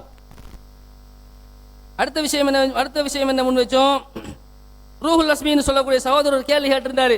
மூசா நபி வந்து அந்த காளை சிற்பத்தை எரித்து கடல்ல போட்டாரு அப்படின்னு வர்றதுனால நீங்களும் போடுவீங்களான்னு கேட்டாரு. நம்ம அதுக்கு தான் சொல்றோம், அந்த வேலை நாங்க செய்ய மாட்டோம், அதுக்கு எங்களுக்கு அதிகாரத்தை அல்லாஹ்வுடைய மார்க்கத்துல தரல. அது வந்து ரசூல் ஸல்லல்லாஹு அலைஹி வஸல்லம் அவர்களுக்கு முன்பு வாழ்ந்த இப்ராஹிம் நபியுடைய காலத்தில் நடந்தது. ரசூல் ஸல்லல்லாஹு அலைஹி வஸல்லம் ஒரு அதிகாரம் இருக்கும் பொழுது அது முஸ்லிம் நாட்டில் செய்தது. முஸ்லிம் நாட்டில் செய்யக்கூடிய ஒரு விஷயத்தை ஒரு பௌத்த நாட்டில் நாங்கள் செய்ய முடியாது, செய்யக்கூடாதுங்கிறத எல்லாம் என்ன செஞ்சோம், அழகான முறையில் விளங்கப்படுத்தினோம். அது கூட விளங்காம என்ன செஞ்சாருன்னா ஒரு கேள்வியை கேட்டாரு. அது அவர் லாஜிக்கு நினைச்சுக்கிட்டு கேட்ட கேள்வி அது. அடுத்து என்னது, சில்மியும் கபீரும் முரண்பட்டாக அம்மா துக்கிரஸ் என்னது லா தவ் வலா தவக்குல் மிம்மா லம் யுதுக்கர் இஸ்முல்லாஹி அலைஹி, எதன் மீது அல்லாஹ்வின் பெயர் சொல்லப்படவில்லையோ அதனை சாப்பிடாதீர்கள் சொன்னா நான் என்ன சொன்னேன், அது பிராணியைத்தான் குறிக்கும்னு சொன்னேன். அவரும் பிராணியைத்தான் குறிக்கும்னு சொன்னாரு. அப்படிதானங்க?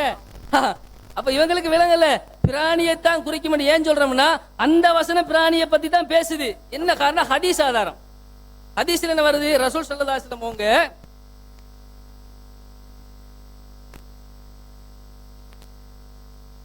ரசூல் ஸல்லல்லாஹு அலைஹி வஸல்லம் என்ன செஞ்சிருக்காங்க, எந்த ஒரு பேரிச்சம்பழத்தையோ ஒரு வேற ஏதாவது ஒரு ரொட்டியையோ வாங்குற நேரத்துல அதுல வந்து அல்லாஹ்வுடைய பேர் சொல்லித்தான் சாப்பிடணும், பேர் சொல்லாத ரொட்டியா சாப்பிடாதீங்க, பேர் சொல்லாத பேரிச்சம்பழமா சாப்பிடாதீங்க அப்படி சொல்லல. பேர் சொன்னா தான் சாப்பிடுங்கன்னு எதுக்கு சொல்லியிருக்கிறாங்க, பிராணிக்கு தான் சொல்லியிருக்கிறாங்க. அப்ப ஹதீஸுக்கு குர்ஆன் தானங்க விளக்கம். அப்ப அந்த ஹதீஸுக்கு குர்ஆனை வச்சு அந்த அதாவது வந்துட்டு குர்ஆன் வசனத்துக்கு ஹதீஸ் தானங்க விளக்கம். அந்த குர்ஆன் வசனத்துக்கு அல்லாஹ்வுடைய பேர் சொல்லாததை சாப்பிடாதீர்கள் என்கிற குர்ஆன் வசனத்துக்கு ஹதீஸ்ல விளக்கம் இருக்கிறது. அப்ப ஹதீஸை வச்சு நாங்க என்ன செஞ்சோம், அழகா விளங்கப்படுத்தினோம். அது அவங்களுக்கு தபரில வார செய்தி என்னது, அது வந்து எல்லா பிற மத கடவுள்களுக்கு படைக்கிறத பத்தி என்ன செய்யறாரு அவர், அந்த இடத்துல அவர் அதை பேசுறாரு. அடுத்த விஷயம் என்னன்னு சொன்னா,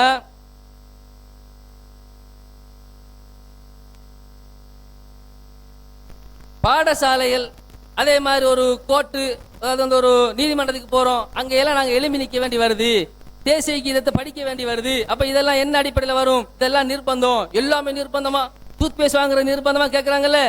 நிர்பந்தம் என்பது அவர்களும் ஒத்துக்கொண்டதுதான். இசையை பஸ்ல கேட்டுக்கொண்டு போகக்கூடிய நிலைமையில இருக்கிறோம், பஸ்ஸை விட்டு வெளியே இறங்கிட்டு போக முடியாது. அதுக்கு என்ன கேட்டாங்க, ஒரு பஸ்ல நாங்க இசையை கேட்டுட்டு போறோம்னு சொன்னா, இப்னு உமர் ரலியல்லாஹு அன்ஹு அவர்கள் ரசூல் ஸல்லல்லாஹு அலைஹி வஸல்லம் அவர்கள் இப்படித்தான் செஞ்சாங்க, காதுக்குள்ள விரல வச்சுக்கிட்டு இருந்தாங்க அப்படின்னு நம்ம எடுத்து கேட்ட நேரத்துல என்ன கேட்டாங்க, ரசூல் ஸல்லல்லாஹு அலைஹி வஸல்லம் இப்னு உமரை பார்த்து கேட்டாங்களாம், உங்களுக்கு இசை கேக்குதான்னு கேட்டாங்களாம். அப்ப நாம என்ன சொன்னோம், ரசூலுல்லாஹி ஸல்லல்லாஹு அலைஹி வஸல்லம் கேட்டதும் செய்கையில இருக்கும், அவர்கள் பதில் சொன்னதும் செய்கைங்கிற அடிப்படையில் புரிஞ்சு கொள்ளலாம். அப்படி இல்லாவிட்டால் ரசூல் ஸல்லல்லாஹு அலைஹி வஸல்லம் காதுக்குள்ள விரல வச்சுக்கிட்டு இப்னு உமரே உங்களுக்கு அந்த இசை கேட்கிறதான்னு சத்தம் போட்டு கேட்டிருப்பாங்க. இப்னு உமர் என்ன சொல்லியிருப்பாரு, ரசூலுல்லாஹ் என்ன கேட்கிறாங்கிறத அறிந்து கொள்வதற்கு காதில் விரலை எடுத்திருப்பாங்க. அதுக்கு பிறகு ரசூல் ஸல்லல்லாஹு அலைஹி வஸல்லம் அவர்களுக்கு இப்னு உமர் என்ன சொல்லியிருப்பாரு, ஆம் கேட்கிறது அப்படின்னு சொல்லியிருப்பாரு. ஆம் கேட்கிறது இப்னு உமர் சொல்கிற நேரத்துல ரசூலுல்லாஹ்வுடைய காதுக்குள்ள விரல் இருக்குது. அப்ப அது எப்படி அவங்களுக்கு கேட்டிருக்கும், அந்த செய்கை தான். அப்ப செய்கைங்கிறத கூட என்ன செய்யறாங்கல்ல, புரிஞ்சு கொள்றாங்க இல்ல. அடுத்த விஷயம் என்னன்னு சொன்னா, 50 தப்சீர்கள் ஆதாரம் காட்டணும். 50 தப்சீர்ங்கிறாங்க. இந்த 50 தப்சீர் இல்ல, நீங்க 50,000 தப்சீரை காட்டினாலும் சரி, எல்லாம் அந்த இப்னு அப்பாஸ் சொன்னதை வச்சுதான். ஏன் தெரியுமா, இப்னு அப்பாஸ் தான் ரயீசுல் முஃபஸ்ஸிரின் என்று பெயர் பெற்றவர், ரசூலுல்லாஹ்வுடைய காலத்திலேயே வாழ்ந்தவர், ஜாஹிலியா காலத்துல ஒரு மொழி எதற்கு பயன்படுத்தப்படுகிறதுங்கிறத அறிஞ்சவர். அதனால அவர் சொல்லிட்டாரு, எனவே அவர் சொன்னா கரெக்டா தான் இருக்கும் என்ற காரணத்தினாலதான் பின்னால வந்த தபரி, பகவி, ஆலூசி எல்லாம் சொன்னது. நீங்க சொல்லக்கூடிய தப்சீர் புகாத்தில் எல்லாம் அதை சொன்னதுதான். அப்ப அந்த ஒரு அடிப்படையை கூட என்ன செய்யறாங்கல்ல, புரிஞ்சு கொள்றாங்கல்ல. இப்னு அப்பாஸினுடைய செய்தி பலவீனம் அப்படிங்கிறது என்ன செஞ்சோம், தெளிவான முறை நிரூபிச்சோம். அது மட்டும் இல்லாம வந்து நூன் மற்றும் கா போன்ற இந்த விஷயங்களுக்கெல்லாம் அவங்க வந்து வேற அர்த்தம் சொல்லியிருக்கிறாங்க. நூன்னு சொன்னா பூமியினுடைய 7 பூமிக்கு இருக்கிற மீன் அப்படின்னு எழுதி வச்சுக்கிறாங்க. இதான தப்சீர் அப்படின்னு கேட்டோம். அதே மாதிரி என்ன கேட்டோம், காஃப் சொன்னா அல்லாஹ்ன்ற அர்த்தம், யா காஃப் அல்லாவே அப்படி கூப்பிடலாமா, அல்லாஹ்வுக்கு காஃப் பேர் இருக்கிறதா. சாத் என்று சொன்னா அதுக்கு வந்து சதக்கல்லான்னு அர்த்தம் இருக்கிறதா. தாஹான்னு சொன்னா ஏய் மனிதனே அர்த்தம் இருக்கிறதா. இப்படி எல்லாம் அதனுடைய அர்த்தம் என்று சொல்லி இருக்கிறாங்க. நீங்க என்ன சொல்றீங்க? அர்த்தம் சரியா செய்வாங்க, விளக்கம் தான் பிள்ளையா கொடுப்பாங்கிறீங்க. அர்த்தத்திலேயே உளறி இருக்கிறாங்களேன்னு கேட்டதுக்கு அதுக்கு நாங்க பொறுப்பு இல்லைங்கிறாங்க. என்ன பதில்? அப்ப கருத்து விஷயத்துல வந்து தப்பு செய்ய மாட்டாங்கன்னு சொன்னீங்களே, கருத்து விஷயத்துல சரியாத்தான் செய்வாங்கன்னு சொன்னீங்களே, அதெல்லாம் அப்படி அடிப்படையெல்லாம் போயிருச்சு. அடுத்து என்னன்னு சொன்னா, இந்த சாயிபா ஹாம்னு சொல்லி ஒட்டகம் இருக்குதுல்ல, இந்த சாயிபா ஹாம்ங்கிற ஒட்டகத்தை பொறுத்த வரையில அது அல்லாஹ் தஆலா என்ன சொல்றானாம், அந்த ஒட்டகத்தை யாரு வந்து படைச்சாங்களோ, அந்த படைச்ச செயல் சிறுக்காக இருக்கிறதோ, அந்த செயலுக்காக வேண்டி அவங்க நரகத்துக்கு போவாங்க. என்ன செஞ்சாங்களாம்? படைச்சு விட்டு பால் கறக்கிறது ஹராம்னு சொன்னாங்களாம், பயணம் செய்வது ஹராம்னு சொன்னாங்களாம். பால் கறக்கிறதும் பயணம் செய்வதும் ஹராம் என்று சொன்ன காரணத்தினால அவர்களை அல்லாஹ் தஆலா நரகத்துல போடுறானுங்கிறாங்க. எப்படி விளக்கம் பாத்தீங்களா? அந்த அந்த குர்ஆன்ல அந்த குர்ஆன் வசனத்துல அப்படி ஒரு வாக்கியம் இருக்குதா? குர்ஆன்ல என்ன வருகிறது? மா ஜஅலல்லாஹு மின் பஹீரத்தின் வலா சாயிபத்தின் வலா வசீலத்தின் வலா ஹாமின். அல்லாஹ் தஆலா பஹீராவையோ சாயிபாவையோ வசீலாவையோ ஹாமையோ அல்லாஹ் தஆலா ஏற்படுத்தவில்லை. வலாக்கின்னல்லதீன கஃபரு யஃப்தரு அலல்லாஹில் கதிப். இறை மறுப்பாளர்கள் தான் என்ன செஞ்சிருக்கிறாங்க, இதையெல்லாம் உண்டாக்கி இருக்கிறாங்கன்னு அல்லாஹ் சொல்றான். அதைத்தானே நாங்களும் சொல்றோம். இந்த வசனத்தில் அல்லாஹ் தஆலா ஹராம் என்று சொல்லவில்லை, அவர்கள் செய்தது தப்பு என்று சொல்கிறான்.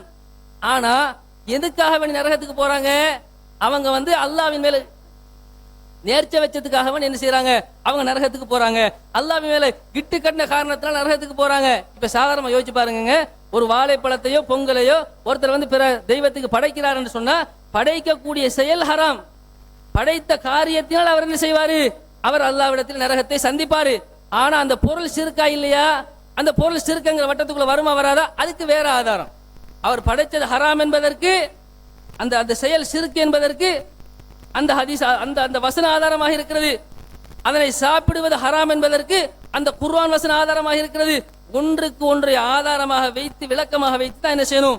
அந்த அர்த்தத்தை எடுக்கணும் அப்படின்னு நம்ம சொல்றோம். அதே மாதிரி கடைசியான விஷயம் சொன்னா, நாங்க வந்துட்டு ஆதாரம் மட்டும் கேட்டோம் இவங்கள்ட்ட. இப்னு அப்பாஸ் சம்பந்தமான ஆதாரத்தை கேட்டோம். சாஃப்ட் காப்பி தருவோம்னு சொன்னாங்க. எங்களுடைய கையில என்ன செய்யல, தரல.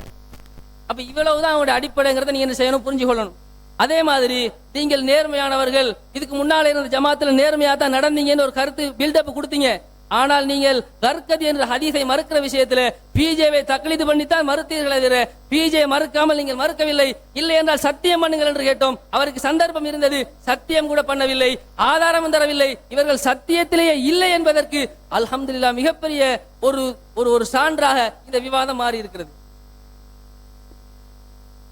அன்புக்குரிய சகோதரர்களே, அதோடு சேர்த்து கடவுளுக்கு முன்னால் படைக்கிற விஷயத்தில் சரி, உணவு சம்பந்தப்பட்ட விஷயத்திலாவது இவங்க உணவு மெயினாக உணவு அதிலையாவது பிஜே ஆரம்பத்தில் உணவு விஷயத்தில் ஹராம், மொத்தமாக உணவு எதெல்லாம் படைக்கப்பட அதெல்லாம் ஹராம். அந்த வகையில் அதில் வந்து பிராணியை தவிர மற்றதெல்லாம் வந்து சாப்பிடலாம், அதை வந்து அனுமதி இருக்கிறது ஏதாவது சொன்னாங்களா? அந்த விஷயத்தில் மற்ற வகைகளை விடுங்க. உணவு விஷயத்தில் அப்போ அந்த பிராணி மற்ற வகையெல்லாம் எல்லாம் சேர்த்த வகையில் உணவு விஷயத்தில் ஆரம்பத்தில் பிஜே நாங்கள் ஒரு கருத்தில் இருந்தானே, அந்த விஷயத்திலேயாவது ஒரு ஆதாரத்தை நிறுவினார்களா, காட்டினார்களா? ஒன்றுமே கிடையாது. எனவே இந்த சத்தியத்தை பொறுத்த வரைக்கும் இந்த வாதம் கடைசி வரைக்கும் நிலைநாட்டப்பட்டிருக்கிறது. பூஜை உணவு விஷயத்துல வந்து இதை வந்து சாப்பிடலாம் என்பதற்கு ஒரு செய்தியை கூட காட்டவில்லை என்ற அடிப்படையை மக்கள் புரிந்து கொள்வார்கள். இந்த பிரஸ் கிரஸ் அதெல்லாம் ஒரு பக்கம் வைங்க, உணவு விஷயத்துல செய்யல நிலைநாட்டல் என்ற அடிப்படையை வந்து இந்த சபை எங்களுக்கு நிரூபித்திருக்கிற என்ற அடிப்படையை புரிந்து கொள்வது. அதே மாதிரி வந்து வமா ஜுயில மா அப்படிங்கிற வசம் வமா உஹில்ல என்ற அர்த்தமும் வமா ஜுயிலங்கிற அர்த்தமும் ஒன்றுதானா அப்படின்னு கேட்டாங்க. ஆமா, ரெண்டு ஒன்றுதான். வமா ஜுயில அப்படி அதாவது வந்துட்டு மாஜா அதாவது வந்துட்டு வமா ஜுய் என்ன வசம் மா ஜஅலல்லாஹு வமா உஹில்ல பிஹி லிகைரில்லா, அல்லாஹ் அல்லாதவர்களுக்காக படைக்கிறது அப்படின்னு வருது இல்ல. அதுக்கு விளக்கம் அல்லாஹ் தஆலா எப்படி சொல்றான்னு சொன்னா, வயஜாலூன லிமா லா யஅலமூன, அல்லாஹ் அல்லாத போலி தெய்வத்திற்காக வேண்டி தங்களுடைய ரிஸ்குகளை எல்லாம் கொண்டு போய் படைப்பாங்க. அப்ப ஜால என்று சொன்னா என்னது? வயஜாலூன லிமா லா யஅலமூன, போலி தெய்வத்துக்காக அதை ஆக்குவாங்க படைப்பாங்கன்னு தான் இருக்குது. அங்க என்ன வருது? வமா உஹில்ல, அல்லாஹ் அல்லாத தெய்வத்துக்காக அதனை வந்து அர்ப்பணிப்பார்கள் இருக்கிறது. அர்ப்பணிக்கிறதும் படைக்கிறதும் ஆக்குறதும் ஒன்றுதான், எல்லாம் உரித்தாக்குறது. போலி தெய்வத்துக்காக வேண்டி என்ன செய்யறது? ஒரு பொருளை கொண்டு போய் உரித்தாக்குறது. அல்லாஹ் அல்லாதவர்களுக்காக வேண்டி ஒரு இஹ்லால் பண்றது. அஸ்ஸலாமு அலைக்கும். விவாதம் நிறைவடைந்துள்ளது. 5 நிமிடம் இருந்து தாமதம் வச்சு போக வேண்டும். அத்தோடு நான் இந்த இடத்துல டைம் மெயின்டைன் பண்ணக்கூடிய ஒரு ரெஃப்ரியாக தான் இருந்தில்லாமல் யாருடையும் ஒரு பக்கத்தை நான் எடுக்கவில்லை. நான் டைம் கீப்பிங் பண்ணுறதை தவிர வேறு எந்த ஒரு வேலையும் செய்யலைன்றதை நான் இந்த இடத்துல பதிஞ்சு கொள்கிறேன். அதாவது ஆதாரங்களில் கோமாறு பண்ணுறதுக்காக வேண்டிய ட்ரான்ஸ்ஃபர் பண்ணுறது இது போன்ற எதுவும் நான் செய்யலைன்றதை நான் சொல்லிக்கொள்கிறேன். அடுத்தது நான் வாட்ஸ்அப் பாவிக்கக்கூடிய ஃபோன் இன்டேக்கு நான் கொண்டு வர இல்லைன்றதையும் நான் பதிவு செஞ்சு கொள்கிறேன். 5 நிமிஷம் இருந்துட்டு போங்க.